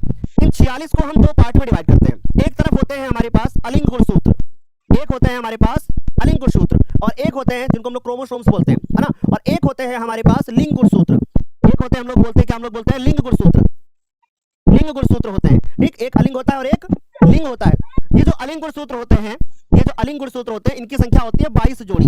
ये नर और मादा में एक समान होते हैं, यानी 22 जोड़ी गुणसूत्र जो मेरे अंदर है वही 22 जोड़ी गुणसूत्र आपके अंदर भी है, ठीक। और एक जोड़ी गुणसूत्र अगर मैं लड़का हूं और आप लड़की हैं तो आपके अंदर ये वाला गुणसूत्र दूसरा होगा और मेरे अंदर दूसरा होगा, लेकिन आप भी लड़के हैं हम भी लड़के हैं तो हमारे अंदर एक समान होगा, हमारे अंदर ये गुणसूत्र सेम होगा। तो सर हम समझ गए कि सर अब एक जोड़ी का मतलब हो गया कि सर इनकी संख्या हो गई 2 और इनकी हो गई 44। अब यहीं पर अगर मैं अलिंग कर देता तो इसका आंसर 44 हो जाता। 44 करने वाले सिर्फ 2% थे। आप अंदाजा लगा लो कि हमारे लिए ये सवाल कितने इंपॉर्टेंट है, हमारे लिए कॉन्सेप्ट्स कितना इंपॉर्टेंट है। बोलिए क्या यहाँ तक समझ में आया, क्या यहाँ तक समझ में आया? अब किसी बच्चे का सही हो गया तो कह रहा है कि सर कोई बात नहीं, है ना, मेरा सही हो गया है, I am proud of me, बहुत अच्छी बात है। चलो अगला सवाल देखो। शरीर के बाहर से ऑक्सीजन को ग्रहण करना और कोशिकीय आवश्यकता के अनुसार खाद्य स्रोत के विघटन को क्या बोलते हैं? एक परिभाषा दे दी पूरी, किसकी परिभाषा दे दी? ये परिभाषा दे दी श्वसन की, यानी ऑक्सीजन को लेना शरीर के बाहर से, है ना, और फिर उसके बाद ग्रहण करना और कोशिकीय आवश्यकता के अनुसार खाद्य स्रोत के विघटन, जो आपने खाया है उसको विघटित करना, क्या कहलाता है? श्वसन कहलाता है, ठीक। यहाँ तक मुझे नहीं लगता हमारे किसी बच्चे को कोई भी तकलीफ होगी और यहाँ से क्लियर हो रहा होगा। अगला सवाल है कि मस्तिष्क का मुख्य जो सोचने वाला भाग होता है वो क्या कहलाता है? बोलिए एक बार फटाफट से बताइएगा। सर 40 के बाद हमारे बच्चों को एक पोल दे दीजिएगा, एमसीक्यू एंड सब्जेक्टिव, ठीक है सर? तो फटाफट से बता दो मस्तिष्क का मुख्य जो है वो सोचने वाला भाग क्या कहलाता है? अग्र मस्तिष्क, मध्य मस्तिष्क, पश्च मस्तिष्क या अनुमस्तिष्क? फटाफट से बताओ। देखो बहुत पहले तो एक जानकारी लो, ये जो अनुमस्तिष्क है ना ये भाग है, समझ गए? तो सर ये दोनों ऑप्शन तो काट दो, एक ही बात कह रहा है, तो पश्च मस्तिष्क भी नहीं होगा, करेक्ट आंसर होगा अग्र मस्तिष्क। आपने देखा होगा आइंस्टीन को, है ना, आइंस्टीन का वो जो हेड आपने ऐसे देखा होगा, उनकी फोटो देखी होगी। तो जो हमारा मस्तिष्क होता है ना और वो कुछ ऐसा होता है, अगर हम उसका डायग्राम ऐसे नॉर्मली बनाने की कोशिश करें तो कुछ ऐसा होता है हमारा मानव मस्तिष्क, ठीक, जरा गौर से देखो, कुछ ऐसा होता है, ठीक। इसमें जो ये वाला भाग होता है, ये वाला, ये जो भाग होता है, ठीक, ये होता है हमारा सोचने वाला भाग, ठीक। तो सर जो ये सोचने वाला भाग होता है इसी को हम लोग अग्र मस्तिष्क बोलते हैं, समझ में आ रही बात? जो कि मेरे प्यारे बच्चों उसके अंदर होता है प्रमस्तिष्क, ठीक। क्लियर हो गया? एक बार फटाफट से बता दो। बढ़िया एकदम, गुड, बहुत बढ़िया। चलो अब हम लोग बात करते हैं, अगले सवाल की तरफ जाते हैं, लेकिन पहले बताओ सब्जेक्टिव या ऑब्जेक्टिव? फटाफट से। मास्टर आप ब्रेक डांस के झूले से भी ज्यादा झटका दे देते हो। झटका ही तो देते हैं, तभी तो बढ़िया है, तभी तो आपको लगता होगा अरे भैया नींद चली गई, हमको तो सब आ रहा था, सब कुछ सही हो गया। तो 24 नंबर प्रश्न आपका गलत है। नहीं बेटा तुम गलत हो, मेरा 24 नंबर प्रश्न नहीं गलत है। आप उसमें टीका टिप्पणी, ये देखो फ्लोएम खाद्य पदार्थों का स्थानांतरण करता है, ठीक। जाइलम जो होता है वो जल का करता है। चलिए मास्टर आगे चलते हैं, फटाफट से बताएं सर। सब्जेक्टिव एंड ऑब्जेक्टिव की पोल दी गई है, आप कमेंट करिए फटाफट से, सारे बच्चे पोल पे आंसर करिए। सब्जेक्टिव या ऑब्जेक्टिव? सब्जेक्टिव या ऑब्जेक्टिव? सब्जेक्टिव या ऑब्जेक्टिव? 73% बच्चों ने कहा है सर सब्जेक्टिव होना चाहिए। 75% बच्चे हो गए, अब 75 और 25, ठीक है। तो अब हम सब्जेक्टिव ही शुरू करेंगे, सब्जेक्टिव शुरू करेंगे डिटेल में, और अभी जब मुझे बीच में लगेगा कि मुझे और ऑब्जेक्टिव करने की आवश्यकता है तो मैं बताऊंगा। अच्छा अब देखिए मेरी बात ध्यान से सुनिएगा। हमारी क्लास में कितने बच्चे हैं जरा एक बार नोट करिएगा। इस समय पर हमारी क्लास में जो बच्चे हैं वो 7500 बच्चे हैं, और अभी आप 2 सवालों के बाद देखना, ठीक। अभी आपको 2 सवालों के बाद पता चलेगा और इनमें से जो बच्चे कम होंगे, इनमें 75-100 में जो बच्चे कम होंगे उनका साइंस में क्या होगा अब वही जाने। ऐसे में सभी से मेरी रिक्वेस्ट रहेगी बड़ा भाई होने के नाते कि अगर चाहते हो कि साइंस में आपके 100 आउट ऑफ 100 आए तो कृपया मेरे लाल एक कॉन्सेप्ट भी समझ लेना, क्योंकि यहां से भी तुम्हारे पेपर में सवाल बनेंगे। चलिए एक सवाल है हमारे पास, क्या बोला गया है, हमसे कहा जा रहा है कि जो हमारी तंत्रिका कोशिका होती है ना, क्या बोला जा रहा है कि एक तंत्रिका कोशिका यानी न्यूरॉन की संरचना बनाइए और इसके कार्यों का वर्णन कर दीजिए। पहले समझते हैं कि भैया तंत्रिका होती क्या है। ठीक, अभी गौर से समझो, पहले थोड़ा नॉलेज लेते हैं, पहले थोड़ा बेसिक ज्ञान लेते हैं। मेरे प्यारे बच्चों, जो तंत्रिका होती है, जैसे अगर हम बात करें तंत्रिका तंत्र की, ठीक, अब ये तंत्रिका तंत्र भी ना दो तरीके से होता है हमारा, क्या सर दीजिए सर, तंत्रिका को तंत्र सर ये दो तरीके का सर, एक होता है हमारे पास में जिसको हम लोग बोलते हैं केंद्रीय तंत्रिका तंत्र, एक होता है हमारे पास केंद्रीय तंत्रिका तंत्र है ना, केंद्रीय होता है, और एक होता है हमारे पास परिधीय तंत्रिका तंत्र, पेरिफेरल। ठीक सर, अब देखिए ये जो केंद्रीय तंत्रिका तंत्र होता है सर ये दो पार्ट में डिवाइड होता है, जिसमें क्या होता है, जिसमें पहला पार्ट होता है मानव मस्तिष्क, ठीक है सर, मानव मस्तिष्क होता है, फिर दूसरा पार्ट होता है जिसको हम लोग स्पाइनल कॉर्ड या मेरुरज्जु के नाम से जानते हैं, ठीक है सर, और जो परिधीय तंत्रिका तंत्र होता है सर, परिधीय तंत्रिका तंत्र हमारी बॉडी के पूरे अलग भागों में फैला हुआ होता है। अगर हम एक सिंपल सी बात, क्योंकि हमारे पेपर में ये भी सवाल बन सकता है तंत्रिका तंत्र। अब बच्चों देखो, ये मान लीजिए कि मानव है, ये क्या है, मान लीजिए कि मानव है। अब मानव है तो सर अब आपको बहुत अच्छे से पता होना चाहिए कि मानव है तो इस तरीके से हम उसका यहाँ पे कुछ धड़ बनाने की कोशिश कर रहे हैं, थोड़ा कुछ चीजों को समझाने के लिए। चलो देखो, अब ये इसकी रीढ़ की हड्डी है ऐसे, ठीक, तो सर अब आपको पता है कि मस्तिष्क होगा यहाँ पर, ये मस्तिष्क, और ये जो बीच में रीढ़ की हड्डी होती है इसके अंदर स्पाइनल कॉर्ड होती है ऐसे, मेरुरज्जु, तो सर ये दोनों मिला के केंद्रीय तंत्रिका तंत्र बनाते हैं। बाकी इधर जो फैला हुआ होता है उसको हम लोग परिधीय तंत्रिका तंत्र बोलते हैं। मुझे नहीं लगता यहाँ तक किसी बच्चे को दिक्कत होगी। अब आते हैं, हम लोग बात करते हैं किसकी तंत्रिका, ये जो हमारा पूरा तंत्रिका तंत्र होता है वो किससे मिलकर के बना होता है, ये पूरा किससे मिलकर के बना होता है, ये बना होता है तंत्रिका कोशिकाओं से मिलकर के। तंत्रिका कोशिका के बारे में थोड़ी जानकारी आपने 9th क्लास में ली होगी। अब यहाँ पे बात करते हैं, तंत्रिका कोशिका का चित्र ऐसे बनता है, हमारे बोर्ड के पेपर में हमें बनाना पड़ेगा ये चित्र, और मैं भी इसके काम वगैरह सब कुछ बताऊंगा आपको, एक बार में पूरा डिटेल में बता दूंगा, आपको 1% भी कहीं पर भी कोई तकलीफ नहीं होगी, ये हमारा वादा है आपसे। देखो कुछ इस प्रकार से हम लोग इसका चित्र बनाते हैं,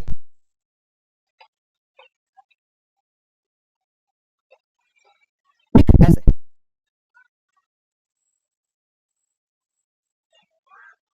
चलिए देखिए क्लियर हो गया। अब सर हमारे पास इस तरीके से यहां पर और एक ऐसी संरचना होती है, ऐसे बनाएंगे, ठीक, फिर उसके बाद यहां पर इसके ऊपर एक और ऐसी संरचना होती है। इतना आसान है बनाना, लेकिन फिर भी बच्चे कहते हैं मुझे डायग्राम्स बनाने नहीं आते, ठीक, तो ये क्या बना दिया पूरा हमने तंत्रिका हमने कोशिका बनाई है, ठीक, ये क्या बनाई है तंत्रिका कोशिका। इसके बीचों बीच में क्या होता है, यहाँ होता है केंद्रक, और यहाँ पर भरा होता है, यहाँ पर एक द्रव इस तरीके से भरा होता है, जिसको कहा जाता है, जिसको क्या कहा जाता है, जिसको कहा जाता है कोशिका काय। ठीक, बन गया है पूरा डायग्राम। अब मैं इसका नामकरण करता हूँ। सबसे पहली बात, यहाँ पर क्या होता है, ये थोड़ी जानकारी ले लीजिए ताकि जब पढ़ाऊं तो समझ में आए। ये जो आप देख रहे हो ये कहलाती है हमारी, इनको हम लोग बोलते हैं द्रुमिका। क्या बोलते हैं, द्रुमिका, अंग्रेजी भाषा में डेंड्राइट्स। तो ये द्रुमिका होती है हमारे पास में, ठीक है सर। इसके अंदर एक द्रव ऐसे भरा होता है जिसको हम कहते हैं कोशिका काय। क्या बोलते हैं, कोशिका काय। ये जानकारी आपको होनी चाहिए। शाइटॉन इसको अंग्रेजी भाषा में बोलते हैं। ये जो आप देख रहे हो ये कहलाता है हमारा, जो बीच में होता है सर ये कहलाता है हमारा केंद्रक। सर ये बात जानकारी भी हमें अच्छे से हो गई। सर ये जो बीच में ये वाला हिस्सा दिख रहा है सर, इसे क्या बोलते हैं, इसे कहा जाता है तंत्रिकाक्ष। क्लियर हो गया सर, ये कहलाता है तंत्रिकाक्ष का, ये कहलाता है तंत्रिकाक्ष का अंतिम सिरा। आई होप ये बातें आपको समझ में आ रही होंगी। ठीक, अब मैं आपको समझाता हूं कि आखिर ये तंत्रिका कोशिका हमारी बॉडी में कैसे वर्क करती है। ठीक, समझ लो बच्चों, अच्छे से समझो। मान लीजिए कि ये आपके स्योमसर है, ठीक है, ये मान लीजिए कि आपके स्योमसर है और ये स्योमसर का क्या है, ये स्योमसर का हाथ है। ठीक, यहाँ पे डॉक्टर ने स्योमसर को, क्योंकि स्योमसर अभी इस दिनों थोड़ा क्या है, बीमार है, डॉक्टर के पास गए, डॉक्टर ने इनको एक इंजेक्शन लगा दिया ऐसे। स्योमसर को जैसे इंजेक्शन यहाँ पे हाथ में चुभेगा, नहीं और नहीं लगेगा, हाथ में लगेगा। मान लीजिए हाथ में इंजेक्शन लगता है, तो अब होता क्या है कि जैसे इंजेक्शन लगा स्योमसर ने थोड़ा सा उनको पेन हुआ, दर्द हुआ। अब स्योमसर को लग रहा है बस हाथ खींच लूं मैं। स्योमसर के हाथ को कैसे पता चला कि यहाँ पे दर्द हो रहा है, स्योमसर ने कैसे सोचा कि हाथ खींच लूं, मेरी बात समझिए, कैसे कैसे। तो सर हम समझ गए कि स्योमसर ने, इसलिए उनकी जो जब ये इंजेक्शन उनको लगा तो यहाँ पर उपस्थित जो तंत्रिका कोशिका थी उसके द्रुमिका ने क्या कर लिया होगा, सिग्नल ले लिया होगा। ठीक, किसका सिग्नल ले लिया होगा कि यहाँ पर कुछ चुभ रहा है, उसे इसने ये सिग्नल अगली तंत्रिका कोशिका को दे दिया। यानी ऐसा नहीं होता है कि तंत्रिका कोशिका यहाँ होती है तो ये घूम घूम करके इधर उधर भागती रहती है, ऐसा नहीं होता। हमारी पूरी बॉडी ही तंत्रिका कोशिकाओं से मिलकर के बनी है, ठीक। तो सर ये एक तंत्रिका कोशिका ने दूसरी तंत्रिका कोशिका को सिग्नल दिया, लेकिन जब इसने सिग्नल दिया तो पहले सिग्नल आया कहाँ, द्रुमिका में, फिर इस रास्ते से होते हुए यहाँ तक आया, फिर सिग्नल छोड़ा गया, इसने लिया, फिर ऐसे छोड़ा गया, फिर ऐसे लिया, फिर ऐसे लिया, ये सिग्नल शिवम सर के मस्तिष्क तक पहुंचा। और शिवम सर के मस्तिष्क ने ये डिसीजन लिया कि अपना हाथ हटा लो। तो शिवम सर ने जब अपना हाथ हटाने की कोशिश करी तो अब ये हाथ हटाने के लिए भी इस द्रुमिका काम कर रही है। कैसे काम कर रही है, सिग्नल मस्तिष्क तक लेके गई, वापस में दूसरी द्रुमिका को सिग्नल मस्तिष्क ने भेजा, फिर भेजा, फिर भेजा, फिर भेजा, फिर भेजा, और यहाँ पर उपस्थित जो पेशी कोशिका है, या जो हमारे पास कह सकते हो कि पेशी ऊतक है, जो या कोशिका भी बोल सकते हो, ऊतक और कोशिका अलग होता है, कोशिका मिलकर ऊतक बनाती है, ठीक। तो सर ये जो हमारे पास यहाँ पर पेशी ऊतक होगा वो अपना हाथ क्या करेगा, वो इस हाथ को मूव कराने के लिए क्या कर देगा, बाधित करेगा, फिर हाथ से हम हटा लेंगे। ये होती है एक कंप्लीट प्रोसेस। यानी सर हम अच्छे से समझ पा रहे हैं कि सर जो हमारे पास हमारे हाथ में उपस्थित जो ये तंत्रिका, ठीक ना, ये जो हमारे पास तंत्रिका कोशिका होती है, इसका जो मेन काम होता है वो क्या काम होता है, इसका जो मेन काम होता है वो क्या काम होता है, मेन काम होता है कि संदेशों को, संदेश यानी कि सिग्नल्स, सिग्नल को क्या करना, तो एक जगह से एक स्थान से दूसरे स्थान तक ले जाना।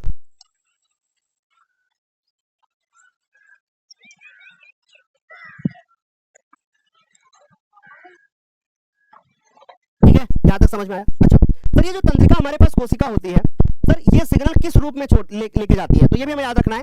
ये जो सिग्नल्स होते हैं ये विद्युत आवेग के रूप में होते हैं, इलेक्ट्रिक इंपल्स के रूप में होते हैं, ठीक। तो यहां तक तो मुझे नहीं लगता किसी बच्चे को कोई तकलीफ होगी। आगे बात करते हैं। अब मान लीजिए कि हमसे बोर्ड के पेपर में गुरुदेव एक सवाल पूछ लिया जाए, और सवाल हमसे ये पूछ लिया जाए, सवाल हमसे ये पूछ लिया जाए कि अब एक तंत्रिका कोशिका है, मान लीजिए इमेजिन करो कि एक तंत्रिका कोशिका ये है,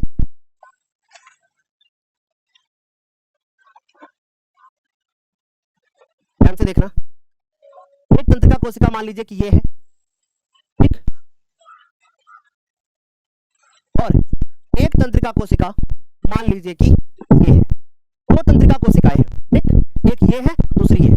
ये तंत्रिका कोशिका का अंतिम सिरा है और ये द्रुमिका है। याद रखिएगा जो सिग्नल होते हैं वो ऐसे ही जाते हैं, ऐसे, ठीक। सिग्नल होते हैं उनको इस तरीके से इधर से इधर जो है ट्रांसफर किया जाता है। यानी सही जो क्रम होता है वो ये होता है। यहां पर एक सवाल हमारे बोर्ड के एग्जाम में बन चुका है, ठीक, एक सवाल हमारे बोर्ड के एग्जाम में एमसीक्यू बन चुका है 2023 के बोर्ड के पेपर में कि ये जो द्रुमिकाएं होती हैं इनका सही क्रम क्या होता है। जो कोशिकाएं होती है, तंत्रिका कोशिकाएं, इसको इस तरीके से व्यवस्थित किया जाता है, इसी तरीके से सिग्नल चलते हैं। अगर ये सिग्नल मैं इधर से इधर बना दिया या मैं पलट दूं अगर, और ये हिस्सा मैं इधर कर दूं तो गलत हो जाएगा। हाँ, मैं ऐसा जरूर कर सकता हूं, ऐसा जरूर कर सकता हूं कि ये चित्र मैं ऐसे बना दूं, मैं ऐसा जरूर कर सकता हूं कि ये जो चित्र है वो मैं कुछ ऐसे बना दूं, ऐसे कर दूं, और उसके बाद मैं इसको ऐसे कर दूं, तो ऐसे जरूर कर सकता हूं। लेकिन जब मैं ऐसे करूंगा तो ये एरो जो होगा वो ऐसे चला जाएगा, ठीक, एरो ऐसे हो जाएगा, तब भी ये क्या होगा, तब भी ये सही क्रम ही होगा। यानी सर ऐसा नहीं है कि एरो हमें किधर से किधर को रखना है, एरो हमें द्रुमिका से हमें तंत्रिकाच की तरफ लेकर के जाना है। बोलो क्या यहाँ तक सारे बच्चों को समझ में आ गया है? सारे बच्चों को फटाफट से बताओ, क्या यहाँ तक सारे बच्चों को समझ में आ गया? सर आपके द्वारा बताया गया है कि हाथ हटा लेना एक प्रतिवर्ती क्रिया है, इसलिए ये सिग्नल मेरू रज्जु कंट्रोल करेगा, ना कि दिमाग करेगा। सर प्लीज इसका डाउट क्लियर कर दीजिए। बिल्कुल मैं आपको भी क्लियर कर देता हूँ।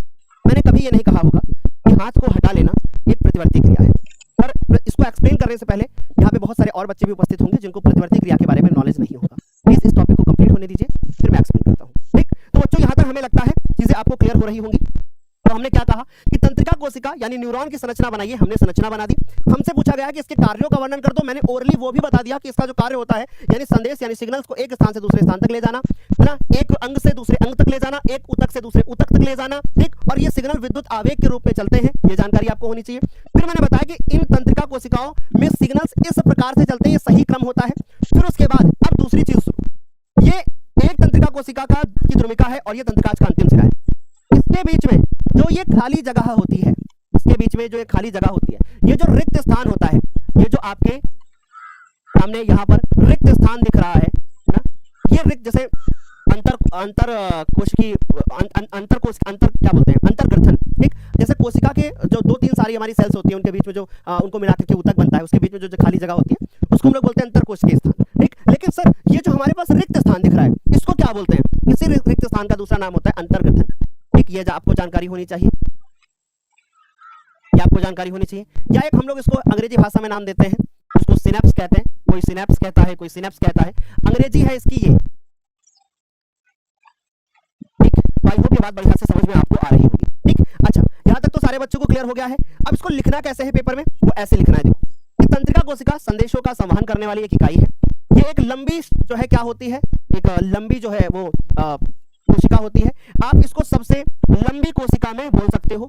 बड़ी नहीं बेटा, बड़ी अलग होता है, सबसे लंबी कोशिका, बड़ा अलग होता है, लंबा अलग होता है। तो सर सबसे लंबी कोशिका जो होती है वो हमारी तंत्रिका कोशिका होती है। सर द्रुमिका से सूचना को ग्रहण करती है और एक रासायनिक क्रिया के द्वारा विद्युत आवेग पैदा करती है।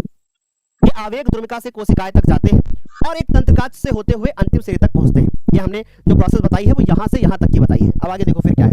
तंत्रिकाच के अंत में विद्युत आवेग कुछ रसायनों का विमोचन करता है। विमोचन करने का मतलब होता है छोड़ना। ये रसायन रिक्त स्थान जिसको अंतर्ग्रथन बोलते हैं या सिनेप्स को पार करते हैं, वो खाली जगह होती है। अगली तंत्रिका कोशिका की द्रुमिका में इस तरीके से जाती है, इस तरीके का विद्युत आवेग प्रारंभ करते हैं और इस प्रकार ये प्रक्रम चलता रहता है। बाद में आकर के ये कहां पर छूटता है, किसी एक ऊतक में, किसी एक अंग में छूट जाता है। तो बढ़िया से क्लियर हो गया होगा। अब चाहो तो आप इसका स्क्रीनशॉट ले लो, इसका भी स्क्रीनशॉट ले लो। चित्र बनाना है और इतना लिखना है। अब एक बच्चा एक सवाल हमसे कर रहा था, एक बच्चा हमसे एक सवाल कर रहा था, हमसे एक सवाल बच्चा पूछ रहा था, सर ये बता दो कि प्रतिवर्ती क्रिया जो होती है वो क्या होती है। बहुत अच्छे समझना, ठीक, क्योंकि एक बच्चे का सवाल था, मैंने कहा था अभी मैं बताऊंगा, और उसको एक डाउट था। उसको एक डाउट ये था कि वो कह रहा था कि प्रतिवर्ती क्रिया जो होती है, आपने कहा है कि हाथ जो हम उठाते हैं तो वो एक प्रतिवर्ती क्रिया है। नहीं बेटा, हाथ उठाने को हम प्रतिवर्ती क्रिया नहीं बोल सकते हैं डायरेक्ट। अब प्रतिवर्ती क्रिया क्या होती है, इसको हम लोग बोलते हैं रिफ्लेक्स, रिफ्लेक्स एक्शन अंग्रेजी भाषा में। अब ये क्या होता है, जैसे हमने कोई भी घटना हो रही है, जैसे फॉर एग्जांपल मैं पढ़ा रहा हूं, ठीक, मेरा हाथ इधर गया और यहाँ पर एक कांच रखा हुआ था, कांच, ठीक, मुझे नहीं पता कि यहाँ पे कांच रखा हुआ है, मैंने हाथ ऐसे रख दिया, मेरा हाथ कांच पे पड़ा, मुझे कांच बहुत तेजी से चुभा और मैंने हाथ हटा लिया जल्दी से। ये प्रतिवर्ती क्रिया है। यहाँ पे जो मैंने हाथ हटाया ना वो प्रतिवर्ती क्रिया है। लेकिन अगर मैं यहाँ हाथ रखूं ऐसे, समझिए, अगर मैं यहाँ हाथ रखूं और उसके बाद मैं हाथ को हटा लूं, तो मुझे पता है ना कि मैं हाथ हटा रहा हूं, तो ये प्रतिवर्ती क्रिया नहीं है। तो प्रतिवर्ती क्रिया हाथ हटाना हम नहीं बोल सकते डायरेक्ट। अब आपको समझ में आ गया होगा। यानी सर प्रतिवर्ती क्रिया की कोई डेफिनेशन होती होगी, बिल्कुल डेफिनेशन होती होगी, बिल्कुल डेफिनेशन होती होगी। नोट करिएगा, किसी उद्दीपन के प्रति, किसी उद्दीपन के प्रति, किसी उद्दीपन, उद्दीपन मतलब घटना, किसी उद्दीपन के प्रति अचानक की गई क्रिया के प्रति, अचानक, अचानक किसी उद्दीपन के प्रति अचानक की गई क्रिया क्या कहलाती है, क्या कहलाती है, कहलाती है प्रतिवर्ती क्रिया। जैसे उदाहरण के रूप में अगर बात करें तो उदाहरण जैसे एक एग्जांपल देखें कि किसी भी वस्तु को देख करके हमने अचानक कोई काम किया हो, है ना, किसी वस्तु को देख करके, जैसे चूहे के पास जब बिल्ली जाती है तो अचानक से ही जाती है ना, चूहे को नहीं पता होता कि बिल्ली आ रही है, अचानक से चूहा भागता है, या बिल्ली के पास जब कोई डॉगी जाता है तो अचानक से भागा जाता है, ठीक। तो हम दूसरा बोल सकते हैं, दूसरी डेफिनेशन बना सकते हैं कि अचानक, लिख तो चुका हूं मैं अचानक, ठीक, अब तो तुम्हें समझ में आ गया होगा। अच्छा, प्रतिवर्ती जो क्रिया होती है, ये प्रतिवर्ती क्रिया किससे नियंत्रित होती है, इसको नियंत्रित करने वाला कौन होता है, मेरुरज्जु होता है। इसको नियंत्रित करने वाला कौन होता है, मेरुरज्जु होता है। सर इसका मतलब क्या होता है, इसका मतलब क्या होता है, आप ये क्या बता रहे हो, चलो मैं वो भी बताता हूँ। मेरुरज्जु के पास सिग्नल जाते हैं, मस्तिष्क के पास नहीं जाएंगे, क्योंकि जब तक मस्तिष्क के पास सिग्नल जाएगा, मस्तिष्क डिसीजन लेगा, तब तक तो आपको कांच लग चुका होगा या आप चोटिल हो चुके होंगे। अगला सवाल हमारी नजरों के सामने क्या है, गौर से देखो। हमसे पूछा गया है अंतःस्रावी ग्रंथियों से आप क्या समझते हैं। बढ़िया सवाल पूछा गया है कि अंतःस्रावी ग्रंथियों से आप क्या समझते हैं। मैं आपसे छोटा सा एक सवाल पूछता हूं और जरा इसका जवाब देना। ये जो ग्रंथियां होती हैं ये कितने प्रकार की होती हैं। अगर हम मानव में ग्रंथियों के बारे में बात करें, यानी ग्लैंड्स के बारे में बात करें, तो ये ग्रंथियां कितने प्रकार की होती हैं। मानव में ग्रंथियां 2 प्रकार की होती हैं बेटा, ठीक। अभी तो हमारे सिलेबस में 2 ही प्रकार की हैं। तो सर पहली जो होती है वो होती है बाह्यस्रावी। सर बाह्यस्रावी ग्रंथि क्या होती है, सर बाह्यस्रावी ग्रंथि क्या होती है, सर बाह्यस्रावी, सर बाह्यस्रावी जो ग्रंथि होती है वो ऐसी ग्रंथि होती है कि जो भी भाई ग्रंथियों का सीधा सा काम होता है कि हार्मोन्स को रिलीज करना, ठीक। तो ये बॉडी के बाहर किसी हार्मोन को रिलीज करेगी या कोई वेस्ट मटेरियल होगा उसको रिलीज करेगी, ठीक। जैसे हमारे शरीर में श्वेत ग्रंथि होती है जो कि पसीने को रिलीज करती है, पसीने हमारे छोटे छोटे त्वचा में ऐसे श्वेत ग्रंथियां होती है जो कि पसीने को छोड़ती है, ठीक। अब आगे आ जाओ, मैंने क्या कहा था, 2 सवाल देख के बाद बताना कि क्लास में बच्चे कितने रहते हैं, ठीक। ऐसे में कभी कभी लगता है मुझे कि मैं पढ़ाना ही छोड़ दूं। मुझे ये चीज का एहसास होता है कि सिर्फ क्या तुम लोग मजा लेने आते हो, सिर्फ तुम्हें एमसीक्यू ही करना है, बोलो, बोर्ड पेपर का टाइम है, तब भी तुम नहीं समझ पा रहे हो इस बात को। तो सर ग्रंथियां बाह्यस्रावी और अंतःस्रावी होती है। अभी जो अंतःस्रावी ग्रंथियां होती है, जैसे हमारी बॉडी में बहुत टाइप की होती है, जैसे कैसी होती है, एक होता है जैसे हमारे पास अग्नाशय, अग्नाशय, ठीक सर, ये हो गया हमारे पास अग्नाशय, ये भी हमारे पास ग्रंथि अंतःस्रावी है। जैसे सर हमारे पास एस्ट्रोजन, एस्ट्रोजन, एंड्रोजन, एंड्रोजन, ठीक है, एंड्रोजन, समझ गए। पीयूष ग्रंथि, पीयूष ग्रंथि होती है। सर थायराइड ग्रंथि होती है, सर थायराइड ग्रंथि होती है। तो सर अग्नाशय हो गया, एस्ट्रोजन हो गया, एंड्रोजन हो गया, पीयूष हो गया, थायराइड ग्रंथि हो गया। क्या यहाँ तक सारे बच्चों को समझ में आ गया? एक बार फटाफट से बताओ, क्लियर है सारे बच्चों को? बढ़िया बढ़िया। चलो, तो सर हम समझ पा रहे हैं क्या? हम समझ पा रहे हैं कि ग्रंथियां दो टाइप की होती हैं। अब इसको लिखना कैसे वो देखो। सर हमें कैसे लिखना है उसको, लिखना कैसे कि सर जो हमारे पास ग्रंथियां होती हैं, इनका मेन काम क्या होता है? ग्रंथियों का जो मेन काम होता है, तो इनका मेन काम होता है कि हार्मोन्स को स्रावित करना, है ना। ग्रंथियों से आप क्या समझते हैं? ग्रंथियां क्या करती हैं? हार्मोन को स्रावित करती हैं।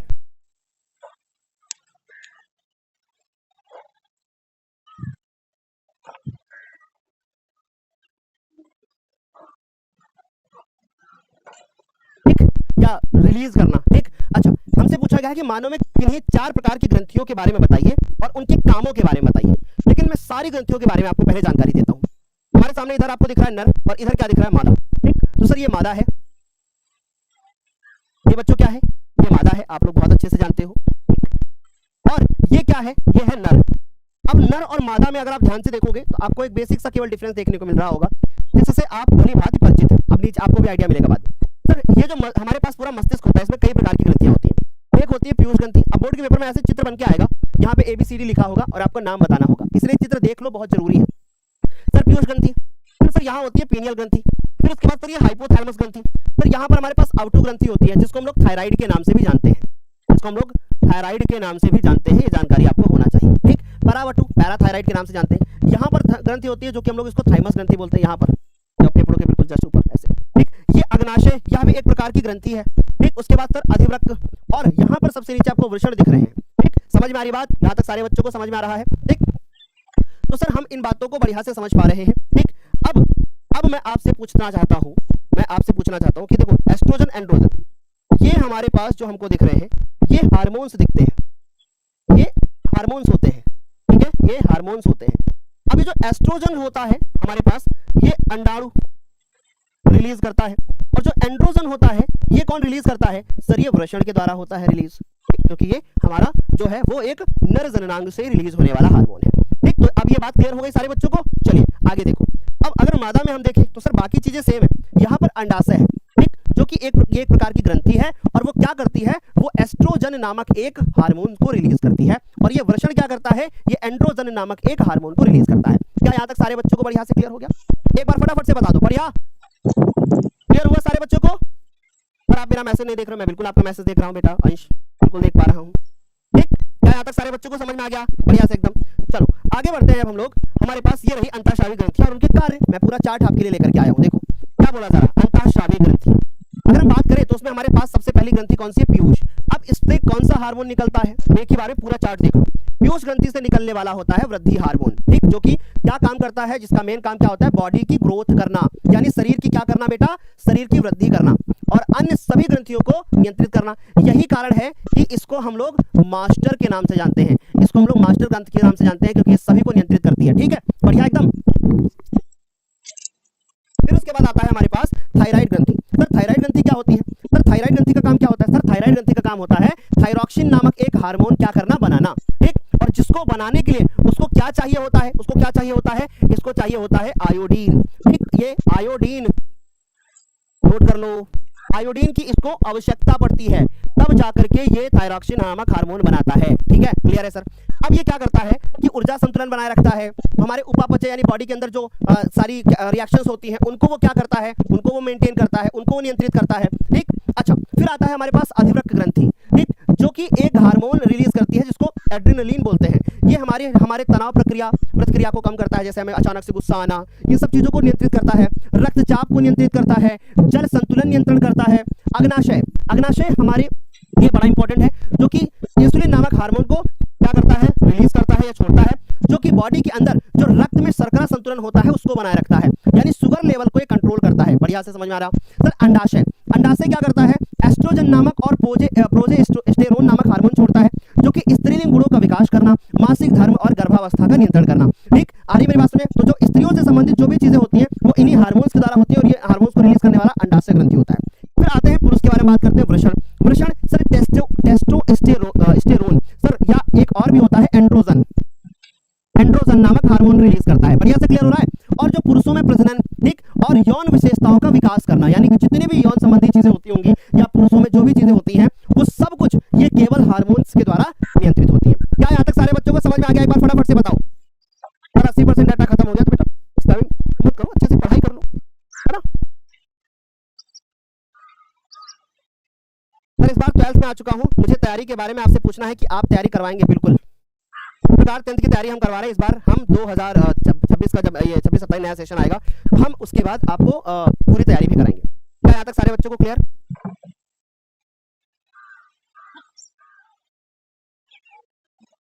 वीडियो में 6 बजे से आपको हंसाने की कोशिश कर रहा हूँ, मगर आप आज हंस क्यों नहीं रहे हो? अभी देखो मैं हंसने वाला हूँ। देखो एक कमेंट है बहुत बढ़िया, तगड़ी सी भी पढ़ करके मैं हंसूंगा। एक बच्चा है, अब उसका नाम नहीं लूंगा, नहीं सब लोग ऐसे करेंगे। गुरुजी आप कुत्ता हो क्या? मैं किसी भी दिन मोबाइल से कमेंट करूं आप सूंघते ही नहीं हो, ब्लॉक कर देते हो, सूंघते ही ब्लॉक कर देते हो। प्लीज गुरुजी आप माफ कर देना, मेरा डाउट क्लियर कर दूं। प्लीज महोदय अगले कमेंट का इंतजार करो। देखो देखिए हंस दिया मैंने, बहुत अच्छी कमेंट है आपकी, बहुत अच्छी कमेंट है, बहुत अच्छी कमेंट है बेटा, बहुत अच्छी कमेंट है। चलिए अब रिक्वेस्ट ये है कि पढ़ाई कर लो, है ना? हमें